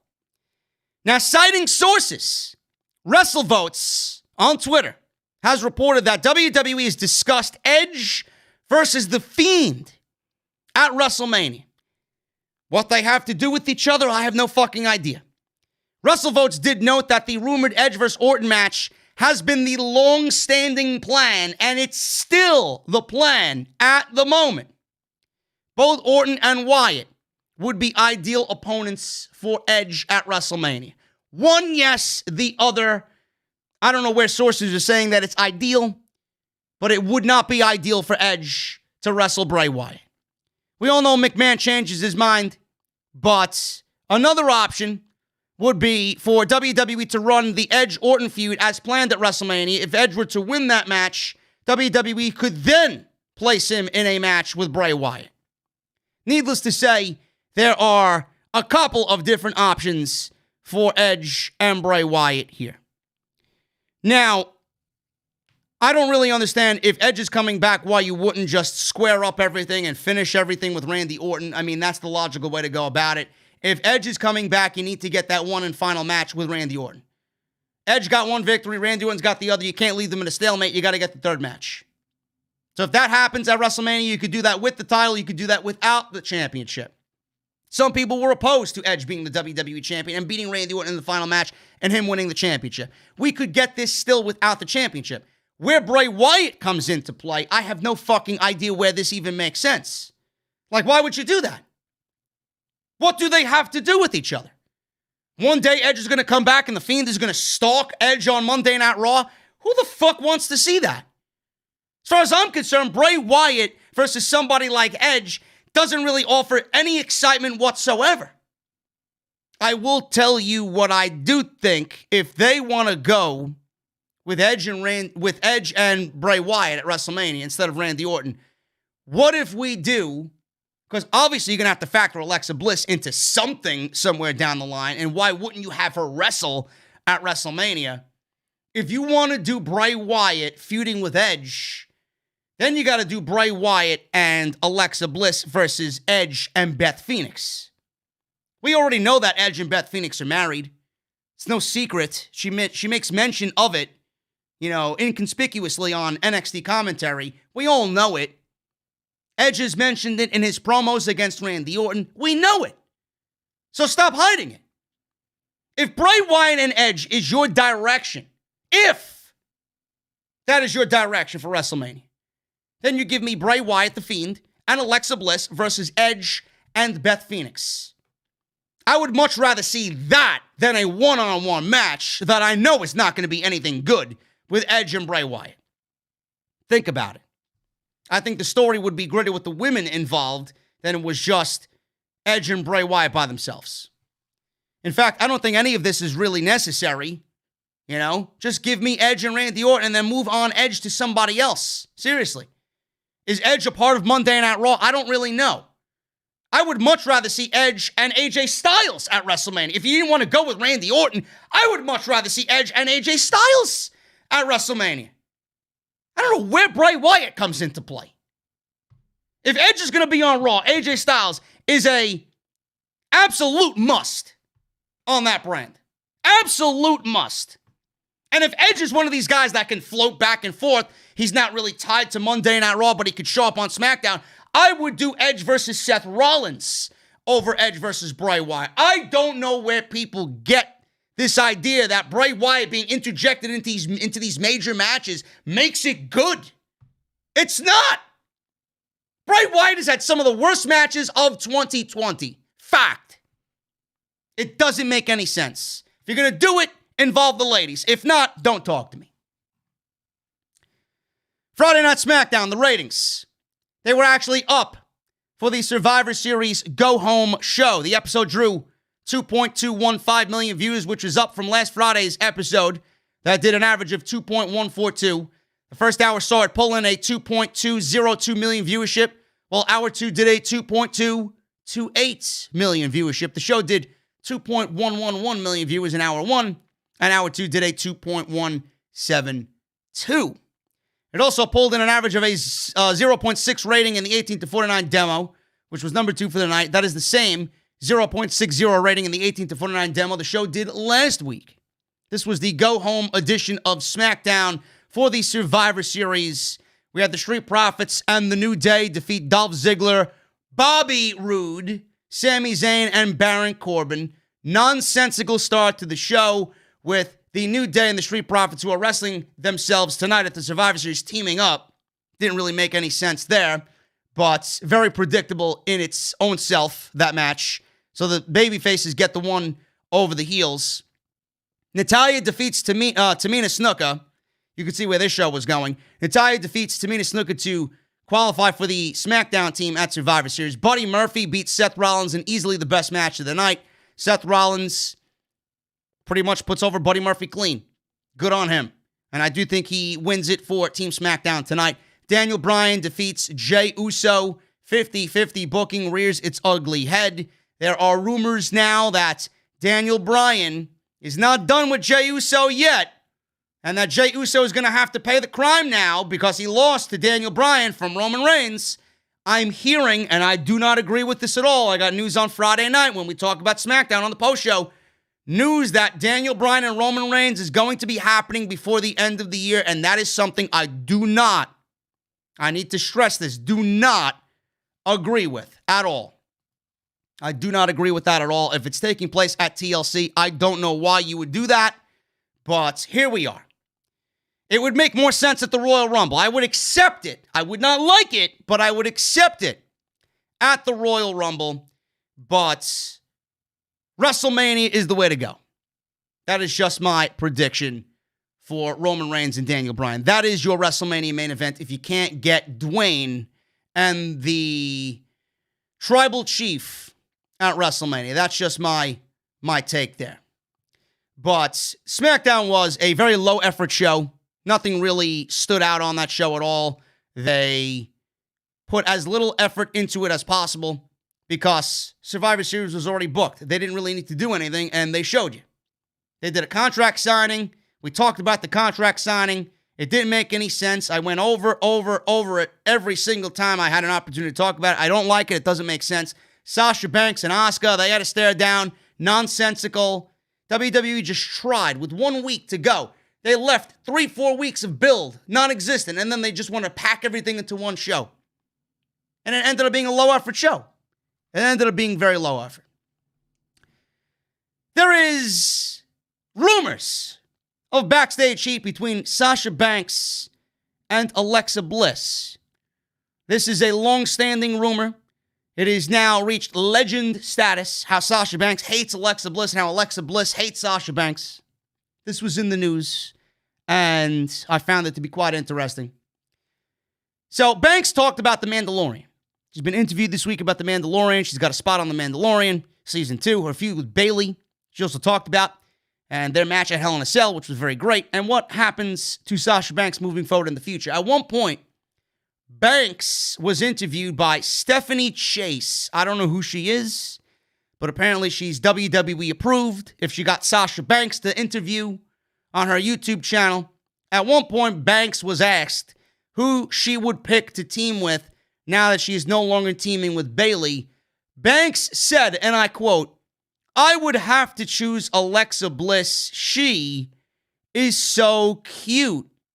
And the positive comment about Bliss seemingly indicates to a lot of people listening to this that there might not be any more ill will between Alexa Bliss and Sasha Banks. I mean, they both got great things happening to themselves in their life. Holding these petty grudges probably is not something that they want to do as they get older and as they move on into these new phases of their life. Alexa Bliss is getting married, you know? Alexa Bliss has a different role on television where she's with Bray Wyatt. She's kind of been taken out of the women's division right now and been given a role that she's thriving in even more so than she was an active performer. Sasha Banks as the Mandalorian. She's the SmackDown Women's Champion. She was ingrained in WWE storylines across all three brands with Bayley, the SmackDown Championship, the Women's Tag Team Championships, the Raw Women's Championship. She had it all. They owned WWE's women's division for a very long time over the summer. She's doing her own thing. They're on separate brands now.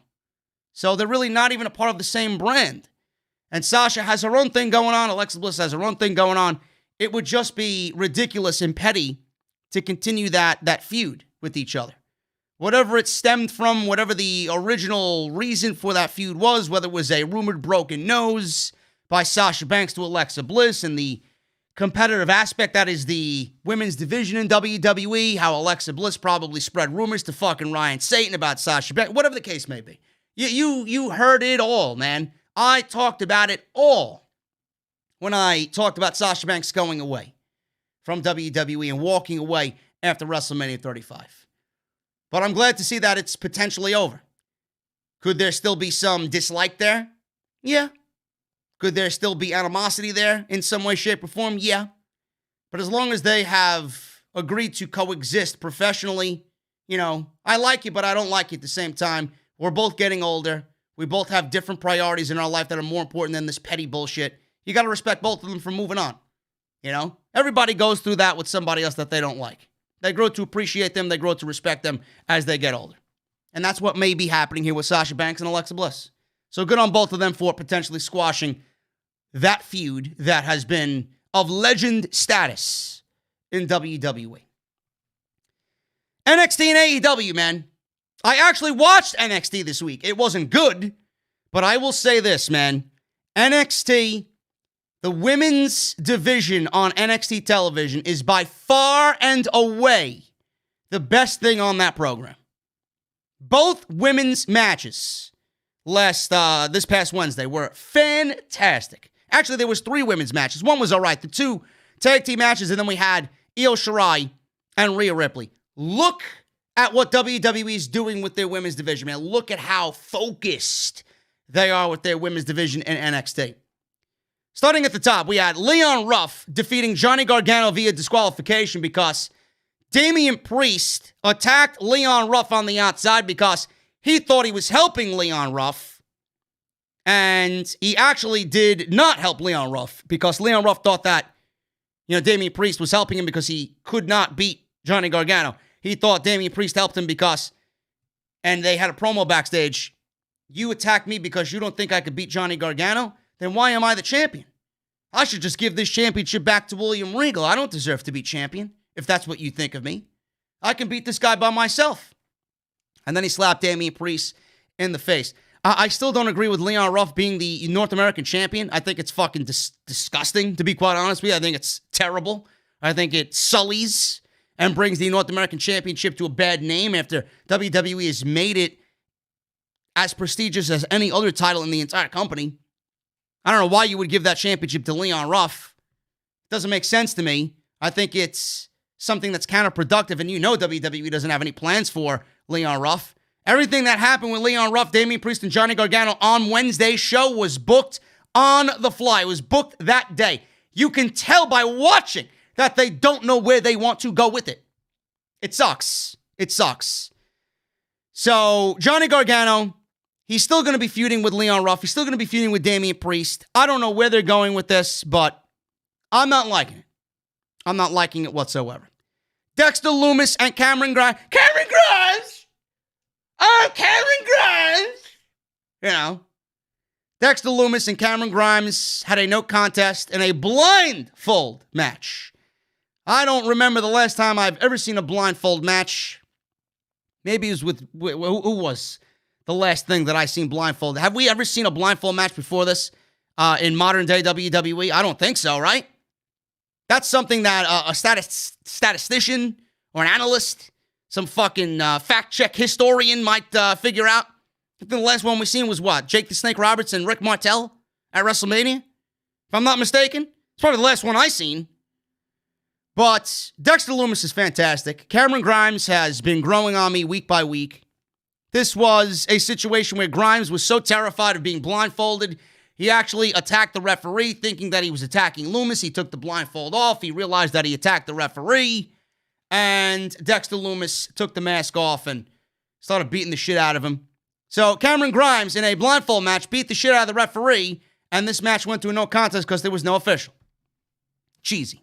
cheesy, campy comedy between Cameron Grimes and Dexter Lumis. I don't know if this feud is doing any of these guys any favors at this point whatsoever. Candice LeRae and Indy Hartwell beat Casey Catanzaro, Kaden Carter. Some decent tag team action here. Candice LeRae and Indy Hartwell get the victory. Kushida versus Arturo Ruas. Kushida gets the victory. Arturo was brought back down to NXT after being drafted to Monday Night Raw and being a staple on Raw Underground. So back to the minor leagues he goes. Kushida gets another victory. I could absolutely see a situation where Balor has to defend the NXT Championship at War Games. Kushida is easily the number one contender for that championship, and Finn Balor. Toni Storm and Ember Moon defeated Dakota Kai and Raquel Gonzalez. Excellent tag team match that made all four women look very strong.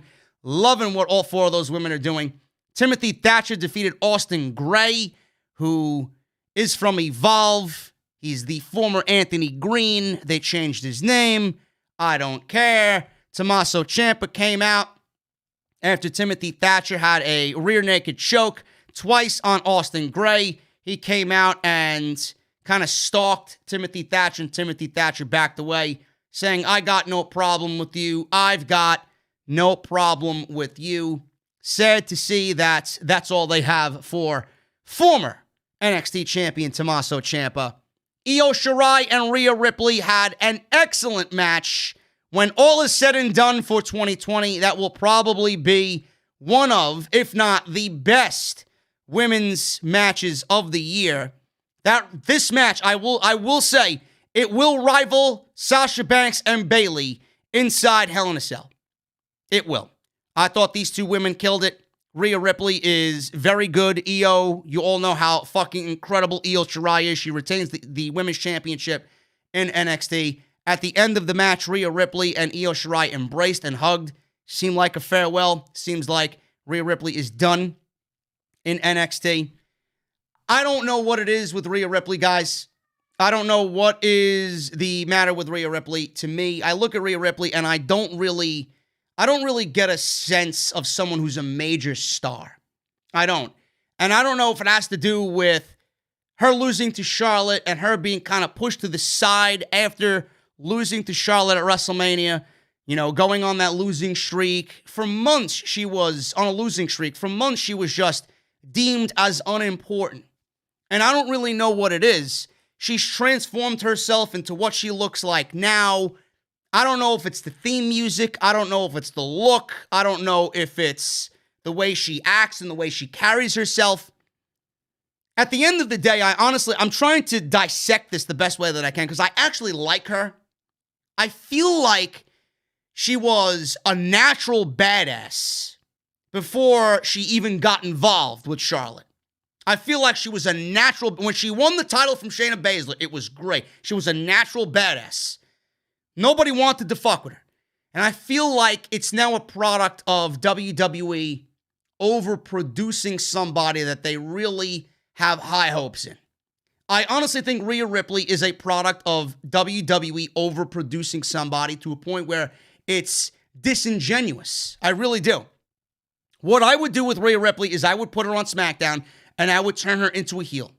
I think the babyface thing is not working for her. I think it would be a little bit, and you would salvage a little bit more of what we loved about Rhea Ripley if you make her into a heel.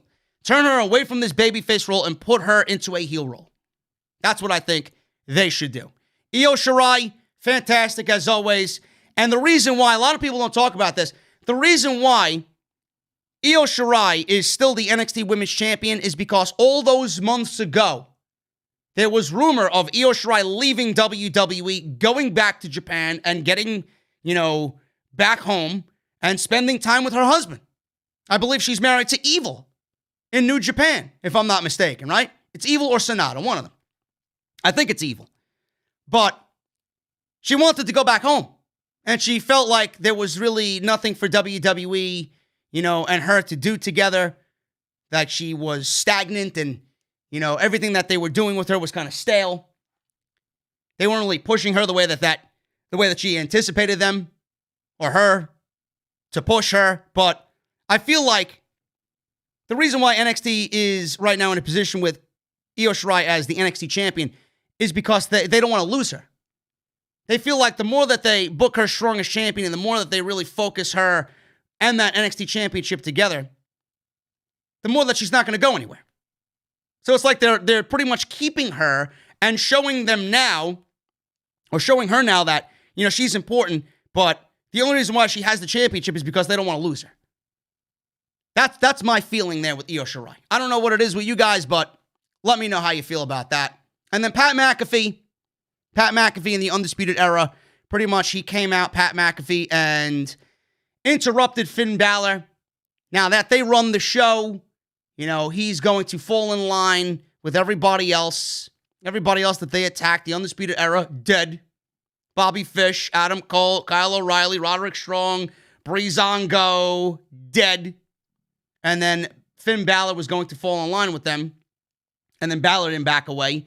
Balor says, listen, you know, you're out here wanting to attack me, but I brought backup. And then the lights go out, and then the Undisputed Era music hits, and War Games is pretty much set. We got Undisputed Era versus Pat McAfee and his boys, Pete Dunne, Oney Lorcan, and Danny Burch going into War Games. It should be good. It should be good. Where it happens, I don't know. Does it happen at the Capitol Wrestling Center? Does it happen at the Thunderdome, the Amway Center? I don't know. It's happening on December 6th. So if WWE is going to do War Games, they need to do War Games.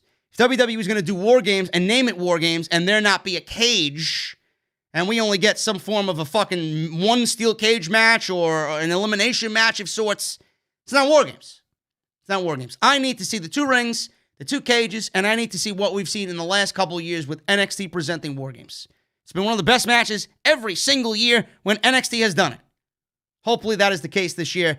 Should be great with Pat McAfee leading his boys against the Undisputed Era. They own that match. If there's anybody that knows anything about War Games, it's Adam Cole and his boys. Should be great. I could see a situation where Io Shirai defends against Ember Moon.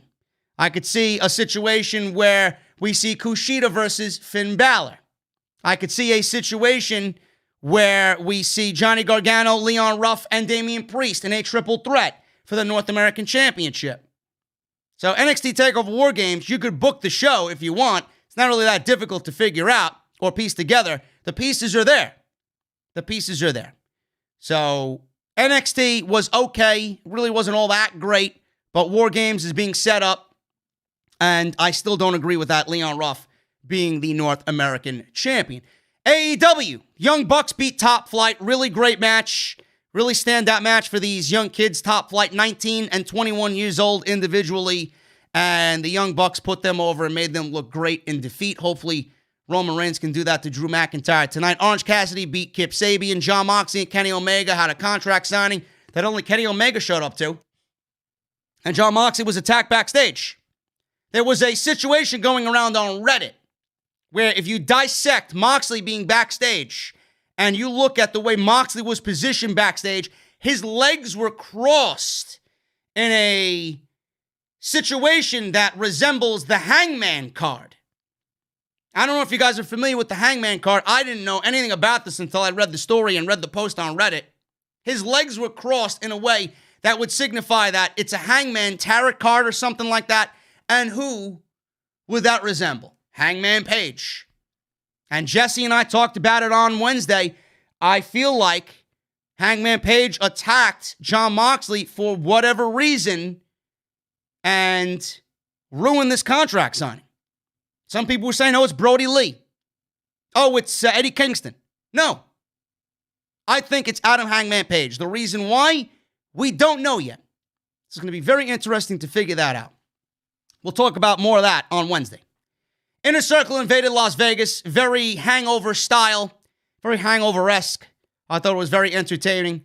Obviously, it's leading to a situation with Jericho and MJF. What we realize is that MJF and Jericho, they're 2 big names, 2 power-hungry individuals. Is it going to lead to a situation where Jericho is going to go away and MJF is going to be given power of the Inner Circle?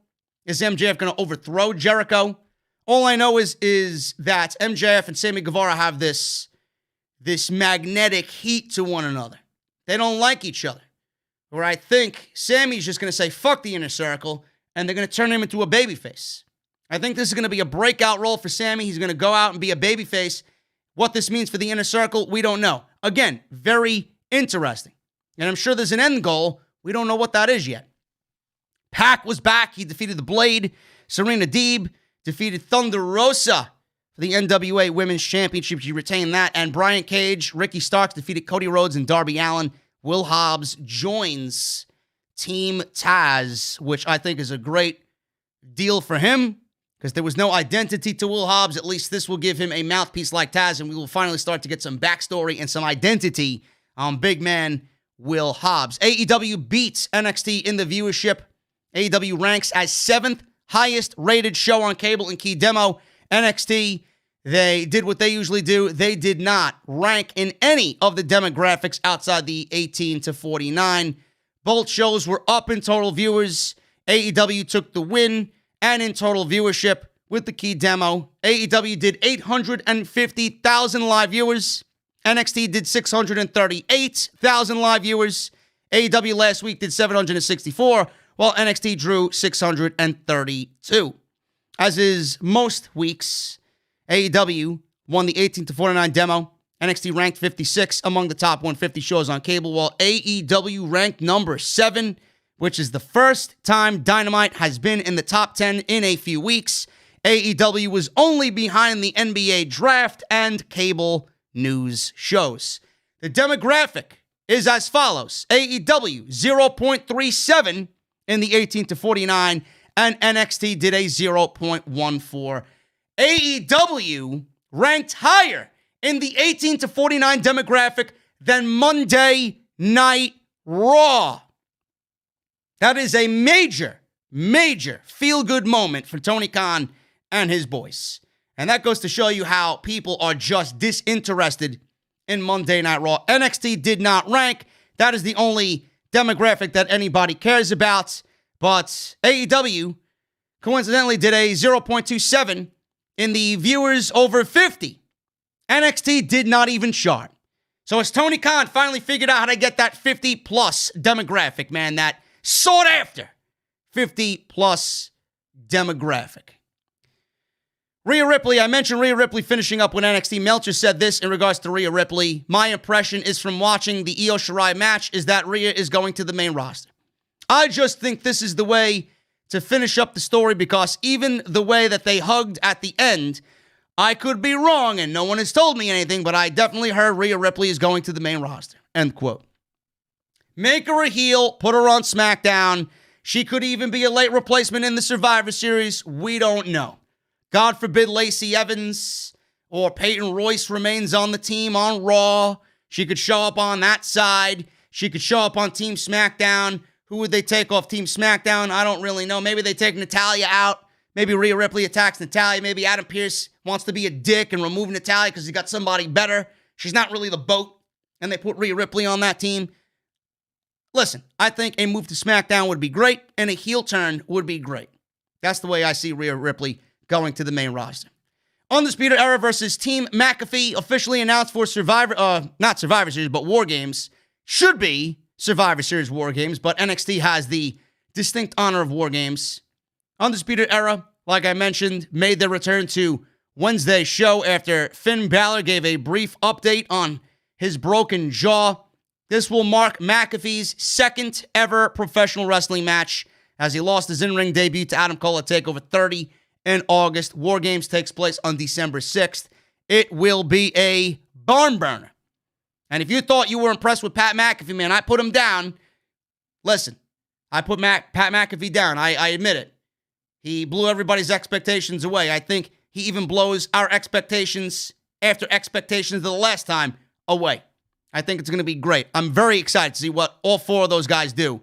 Given Lorcan and Birch are in this opportunity, Dunn is back. He knows what it feels like to be in the ring with Undisputed Era. He knows what it feels like to be in War Games. Plus, you got Pat McAfee in there. Man, who knows how long he's going to be around? He may go all out in that situation. You don't know what he's going to plan to do. It's going to be very exciting. It's going to be very exciting. Triple H. He's trying to find an alternative to house shows for NXT. Now, obviously, you know why nobody's touring. COVID-19.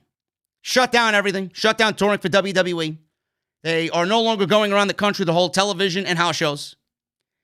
NXT is included in this. Now, while NXT would air its weekly television program on USA Network from Full Sail University in Winter Park, Florida, before the pandemic, it would hold house shows around the state of Florida and occasionally do live events in other states in the U.S. I know because I've been to one in New Jersey. I went to an NXT house show in Toms River, New Jersey with Grimm's Toy Show. Now, this is not happening anymore. It's all changed. That obviously has changed for WWE and its developmental brand. However, Triple H, who oversees the brand, understands that having a weekly 2-hour show isn't enough time for all of the wrestlers under contract to gain further experience that they would usually get by working these house shows. Now, WWE used these house shows to get people ready for TV that they thought were at that step. Get them some shine in the ring, get them some experience in the ring, get their character and persona and gimmick over in front of a live audience before we put it on, NXT TV at Full Sail. Dave Meltzer reported in the last edition of the Wrestling Observer newsletter that Paul Levesque is going through the budgets, trying to find a way to implement some type of a show that would get more NXT talent, ring time, and exposure. They aren't going to do house shows, but they may add something in some form. NXT has been a money loser for WWE over the years. I knew this for years. I didn't really give a shit because they were turning out some of the best programming in WWE overall. But I knew they were a money loser. They continue to book house shows to develop talent. It will be interesting to see what Triple H has planned. Perhaps a new show on the WWE Network is in the works. And I stress that highly. That is something that I would want to see. Now, I don't think WWE is getting another spot on USA Network.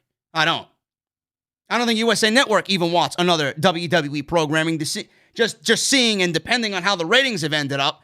I mean, WWE is a ratings killer right now in the worst way possible for USA Network. Raw is not performing the way it should be. NXT has obviously not performed the way that everybody thought it would be. If you move it to Tuesday nights, it would do great. Going up against AEW, you're not winning. You're not. They got it right. NXT's got it wrong. NXT was only moved in front of the WWE Army on Wednesday nights to combat AEW because Vince didn't give a shit about what Triple H and NXT at all. He didn't give a fuck about what Triple H was doing down there. He risked the integrity and the love that we had for NXT and moved it to Wednesday night knowing that it was going to fail. And then he pulls talent from NXT anyway, left and right, does nothing with them. He killed NXT by putting them in that time slot, putting them on that night against AEW, and pulling talent from their show to do nothing with. Now look at them. NXT doesn't feel the same. NXT's got main roster mentality. They're booking week to week. There's no long-term planning. Doesn't have the same feel. Doesn't have the same vibe. The pandemic definitely helped bring NXT to this current state right now, but NXT does not feel the same, pandemic or not. Even if we were in normal circumstances, they would not feel the same way. They would not. Because it all starts with creative. And creative, they're adopting these main roster mentalities. I mean, just look at the Leon Ruff situation. They shock and awed everybody by having him beat Johnny Gargano. Where would you see that? Who would do that? Vince McMahon did that with Otis. How did that work out for them? It didn't. Leon Ruff was given the North American Championship because people thought that, everybody would be talking. Nobody gives a fuck about Johnny Gargano. I love Johnny Gargano, but nobody gives a fuck about Johnny Gargano. Nobody gives a shit about Leon Ruff. Nobody even knows who the fuck he is. You're going to give him the North American Championship because you think shock and awe is going to just translate to ratings via social media? I think that's a terrible decision. On top of that, you kill Johnny's momentum. How many times can Johnny be a loser with a championship? Not really doing him any favors. Seriously. Then you kill the North American Championship, make it look like a fucking scrub championship after all that you've done and all that have held that championship. Nothing. You've wasted it all. Seriously. Now you want to add another show. Whose job is it to get talent on the show now?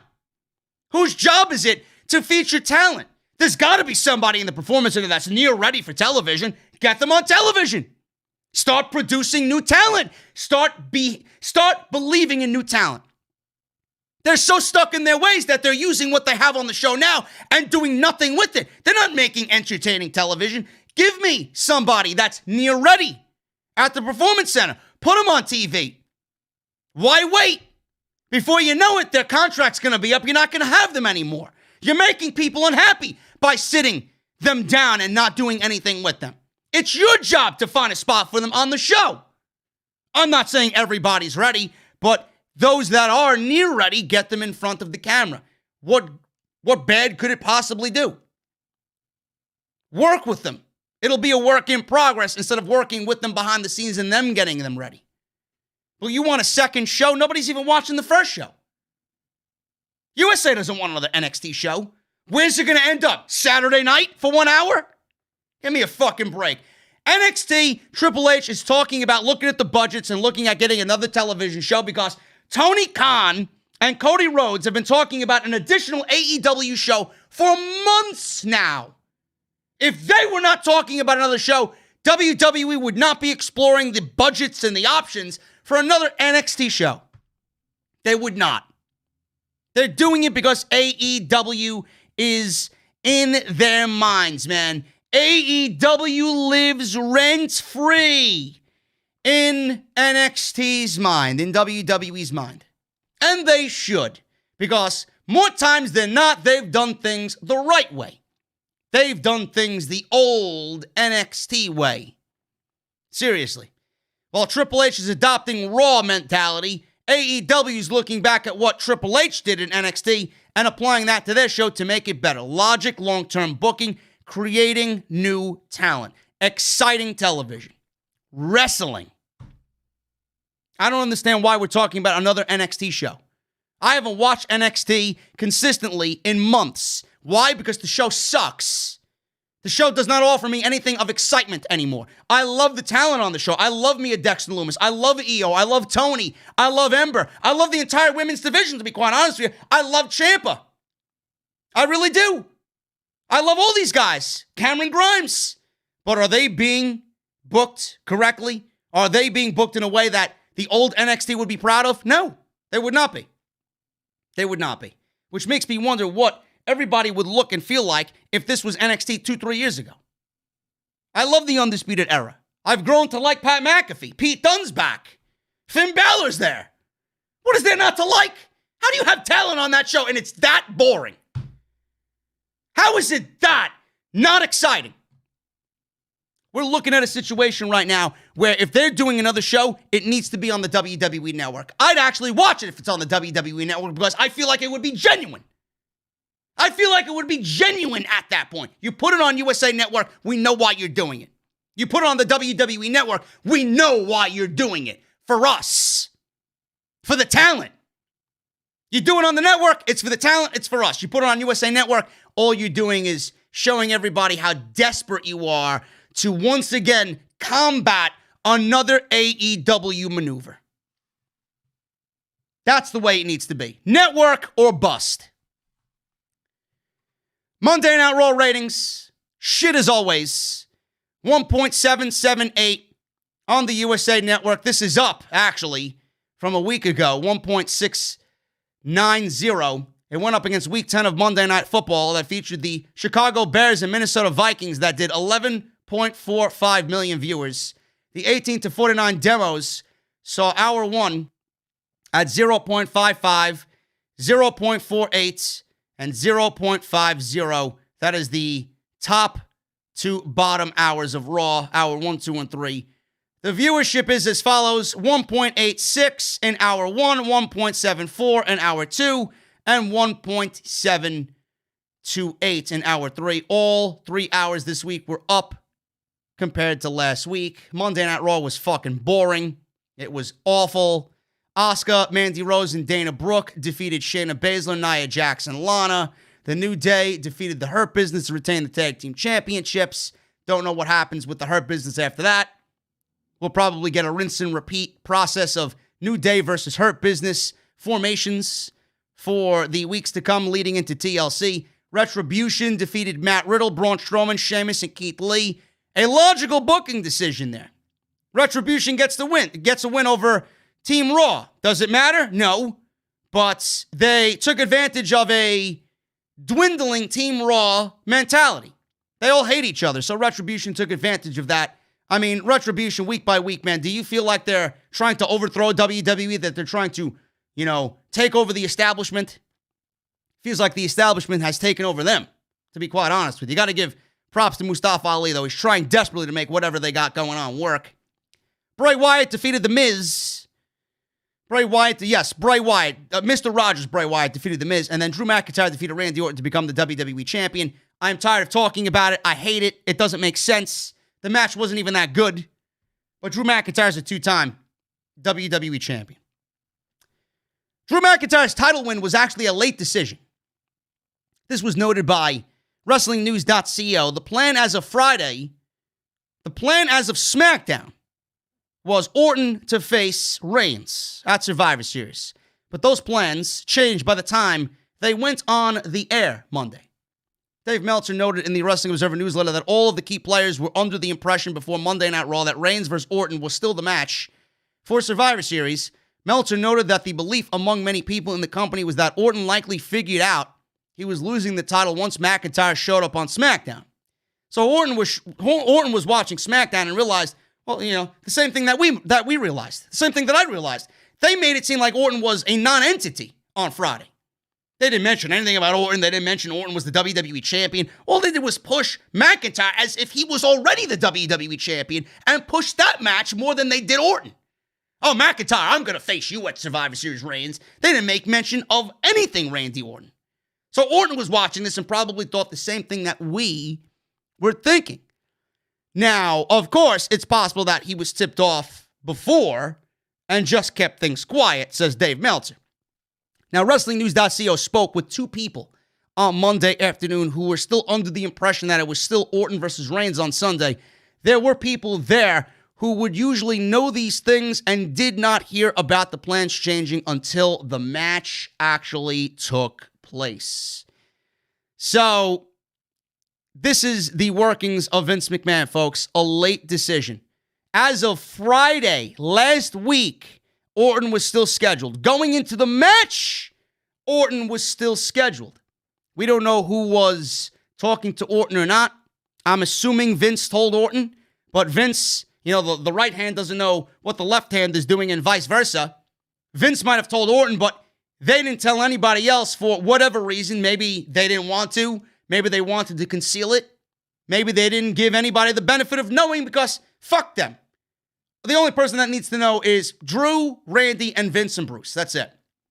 Could have been a situation like that, but it was a decision that was made last minute, which makes it all that much more mind-boggling to me why Drew McIntyre and Roman Reigns is even happening tonight. I don't get how you fucked Drew's momentum, how you gave Randy Orton a 2-week title reign without him having to defend the championship at all. It doesn't make sense. It doesn't make sense to me. It doesn't. Yeah, Drew lose the title to Randy because you wanted Edge and Orton next year. Now your entire plans for everything are up in the air. We had a good, at least a semi-decent vision of what WWE might be doing at WrestleMania. Now we don't. Why McIntyre won the title back? I mentioned this already. Let's see what Meltzer has to say. Meltzer explained why WWE made the decision to switch the title so late in the Survivor Series build. It all came down to wanting to produce a babyface heel match on November 22nd. That's what Meltzer says. WWE inevitably wanted a heel versus babyface, champion versus champion match. So my question to you is, why did Randy Orton win the WWE title at Hell in a Cell? If that's what you wanted, why did you give him the title? You didn't know Survivor Series was coming up? You didn't know in the next 4 weeks that the gimmick for the Survivor Series was champion versus champion? You didn't know that then? It's not exciting to see things change on the fly. It's not. It makes things fucking stupid. They had nothing going on And they had already done a bunch of Randy versus Drew matches that Drew kept winning. And to keep it going, they had to have Orton win one. So they did. So why did you put it inside Hell in a Cell? Why did you put it inside Hell in a Cell? That is the part I don't understand. In the end, I guess they could have held off until the pay-per-view, but I guess they wanted a babyface heel dynamic in this match. End quote.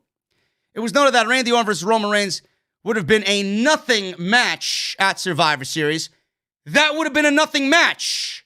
This Drew McIntyre Roman Reigns match is a nothing match. All of these matches are nothing matches. What exactly is on the line? What's on the line? They're both good wrestlers, but it would have been two heels battling, and the end result would have seen the fans cheering for Roman Reigns, and that is not what they want right now. I don't understand how they did not realize this before all of this happened coming out of Hell in a Cell. Folks, this is exactly what I said earlier, and it backs up what Meltzer said.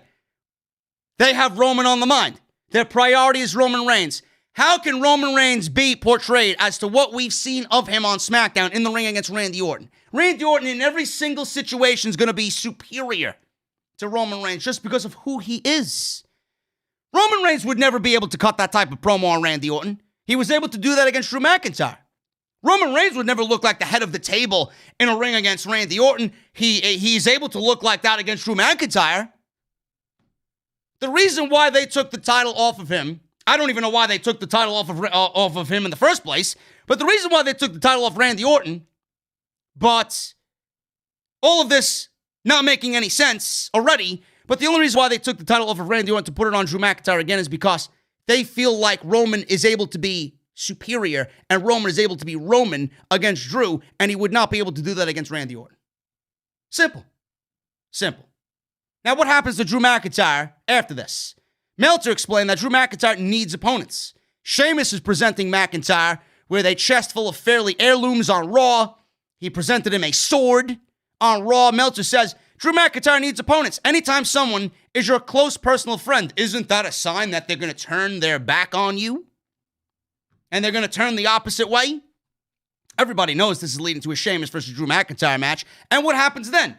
Sheamus, just like everybody else, is going to be falling in line and just fed to Drew McIntyre, when Sheamus deserves a lot better. It was noted that this is an old formula in pro wrestling that is not limited to WWE. In territory days, when someone would come into a company as the friend of a star that generally is meant to have a match, you know, it inevitably comes down the line and friends become foes and they end up feuding. Sheamus presented McIntyre with a sword during that segment, which McIntyre later used to pull off a brand new entrance. The sword was actually given to Drew McIntyre by Vince McMahon.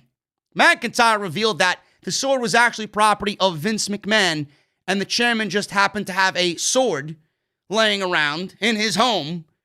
And he says, recently we found Vince McMahon and I had a conversation about this. I was just thinking about walking out with a kilt, but obviously he likes to take things a bit further. Suddenly we had the sword and pyro, and he was very hands-on with all of this. I guess I'll let the cat out of the bag. The sword I actually had was Vince's sword. It was gifted to him by Stephanie McMahon and Hunter. I did not know how it started, but I believe the conversation went, we need a sword, and we don't have one. And Vince goes, I have a sword. I heard that story and told him, of course you have a sword. So that was pretty cool. Vince just has a fucking medieval sword laying around. And I love the entrance of Drew McIntyre sticking the sword into the ground and pyro going up. It made Drew McIntyre feel like a big deal. It was a WrestleMania-worthy entrance on Monday Night Raw. I don't know if they're going to continue that, but by looking at that, you would think, or you would get the impression that WWE really is invested in Drew McIntyre, but not on Sunday night. Not on Sunday night, not in this match with Roman, and not because they changed Randy Orton to Drew McIntyre against Roman Reigns. He's not important tonight. He's important, but he's not bigger than Roman Reigns. And they couldn't have Randy Orton look bigger than Roman Reigns. That's the only reason why they did it. And because they're fucking stupid and they don't know their head from their ass and they're creatively bankrupt. They don't know what to do, when to do it. They just follow, Vince McMahon and Bruce Pritchard. They fly by the seat of their fucking pants. Nobody knows what to do on Monday night. Mandy Rose legit hurt by Nia Jax. Quickly, before we get the hell out of here, Mandy Rose took a spot where her arm was stomped on Monday Night Raw. She sold the injury. Her shoulder was already messed up, and the blame is placed on her botched spot with Nia Jax. Nia threw Mandy out of the ring last week, and it was noted that Jax didn't appear to have done anything wrong. It was all just how Mandy landed on the apron, and we'll have to see how long it takes Mandy to heal up. Listen, Nia was a part of the segment. I'm going to blame Nia. Nia threw Mandy Rose. The force of Nia throwing Mandy Rose probably threw her very awkwardly into the ropes, and Mandy had to land a certain way just to kind of balance herself out from Nia Jax throwing her through the ropes. So Nia Jax can add another name to the fucking injured list. Nia's personal injury list. Mandy Rose is now at the top of that list. And the reason why she's out of the Survivor Series, and the reason why Dana Brooke is out of the Survivor Series, Mandy Rose got pulled because she's injured, and then they didn't want Dana on the Survivor Series team because they figured Titus is going to need Dana more than Team Raw is going to need Dana. You guys know the deal. And then Mercedes Martinez speaks on why she isn't with Retribution. She says on Twitter, just a reminder, we are still in a pandemic. I have asthma and a compromised son. So please take COVID-19 serious. Be safe, stay healthy, wash your hands regularly, and wear your masks. Thank you. I don't need people to tell me what is right and what is wrong. I get it. Wear your masks for the safety of yourself and others like me and my son. Thank you. Signed, Mercedes. Mercedes has asthma. My brother has asthma, or used to have asthma. I don't think he's had a bad condition of asthma since he was younger, but terrible condition. And when you got COVID-19 spreading rapidly, you don't want to put yourself in that situation. She urged people to wear their masks, and Martinez came off on social media saying that the reason why she's not in Retribution on Raw is because she's staying home, with her condition and staying home for her son's condition, which may be the case, which may be 100% the case. But I do believe that this is obviously the case on top of the case. This is the number one case, and then the number two case is this shit sucks. I'm not going to come into this company and you're going to give me a presentation like you gave me on NXT to pull me from NXT when nobody knows who the fuck I am, to put me on Monday Night Raw and hide me behind a fucking mask. I'm Mercedes Martinez. I'm not fucking whoever you want to name me behind a mask. I want me to be portrayed as me. I don't want to come in and fucking do something behind a mask and nobody knows who I am. It's not really what I envisioned for my WWE run. So right after that, she tweets about her son and her asthma. Then she goes and teases the idea of being in War Games. She goes on Twitter and says, if any of the ladies' teams are looking for help, Mercedes is ready to go to war. Or the Latina or the Puerto Rican is ready to go to war. Why wasn't she there this entire fucking time? Why was she pulled? I don't know. So Mercedes Martinez, yeah, she may have conditions, but the condition is shitty creative.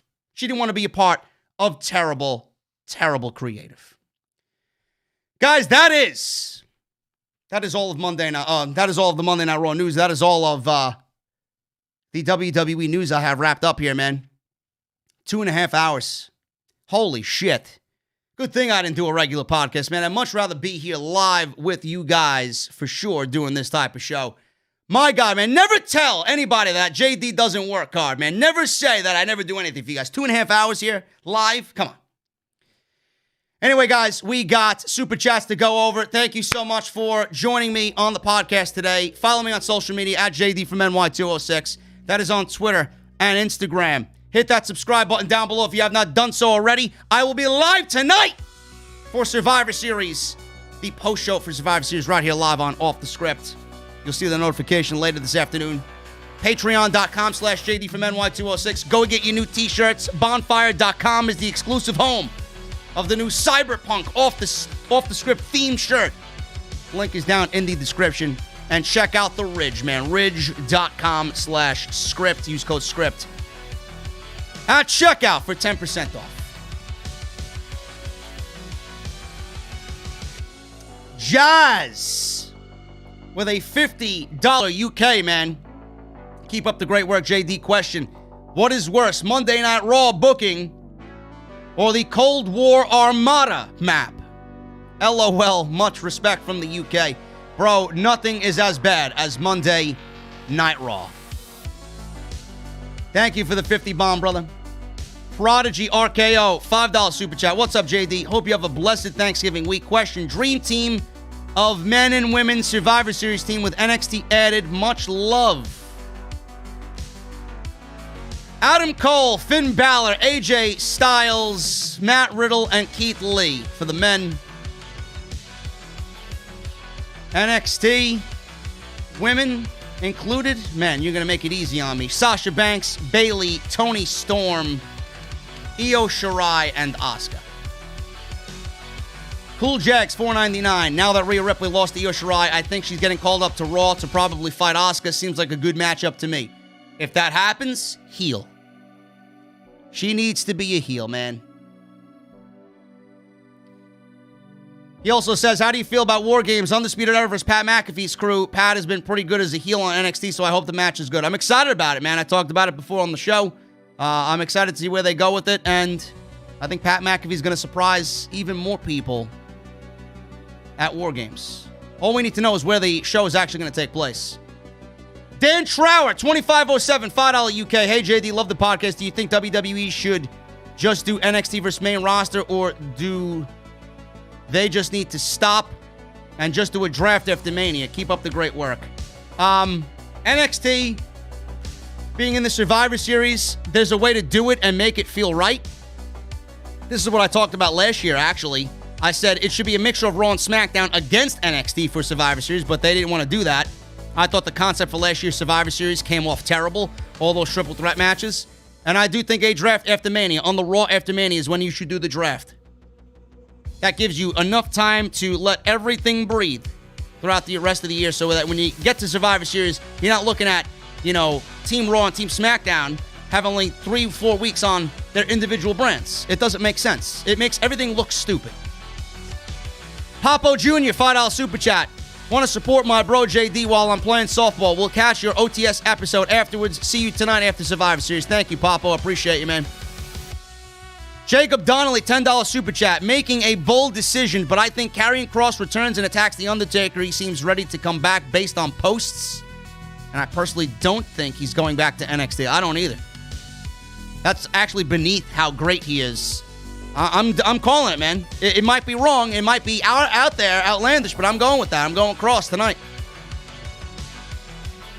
Shout out World with a $5 super chat.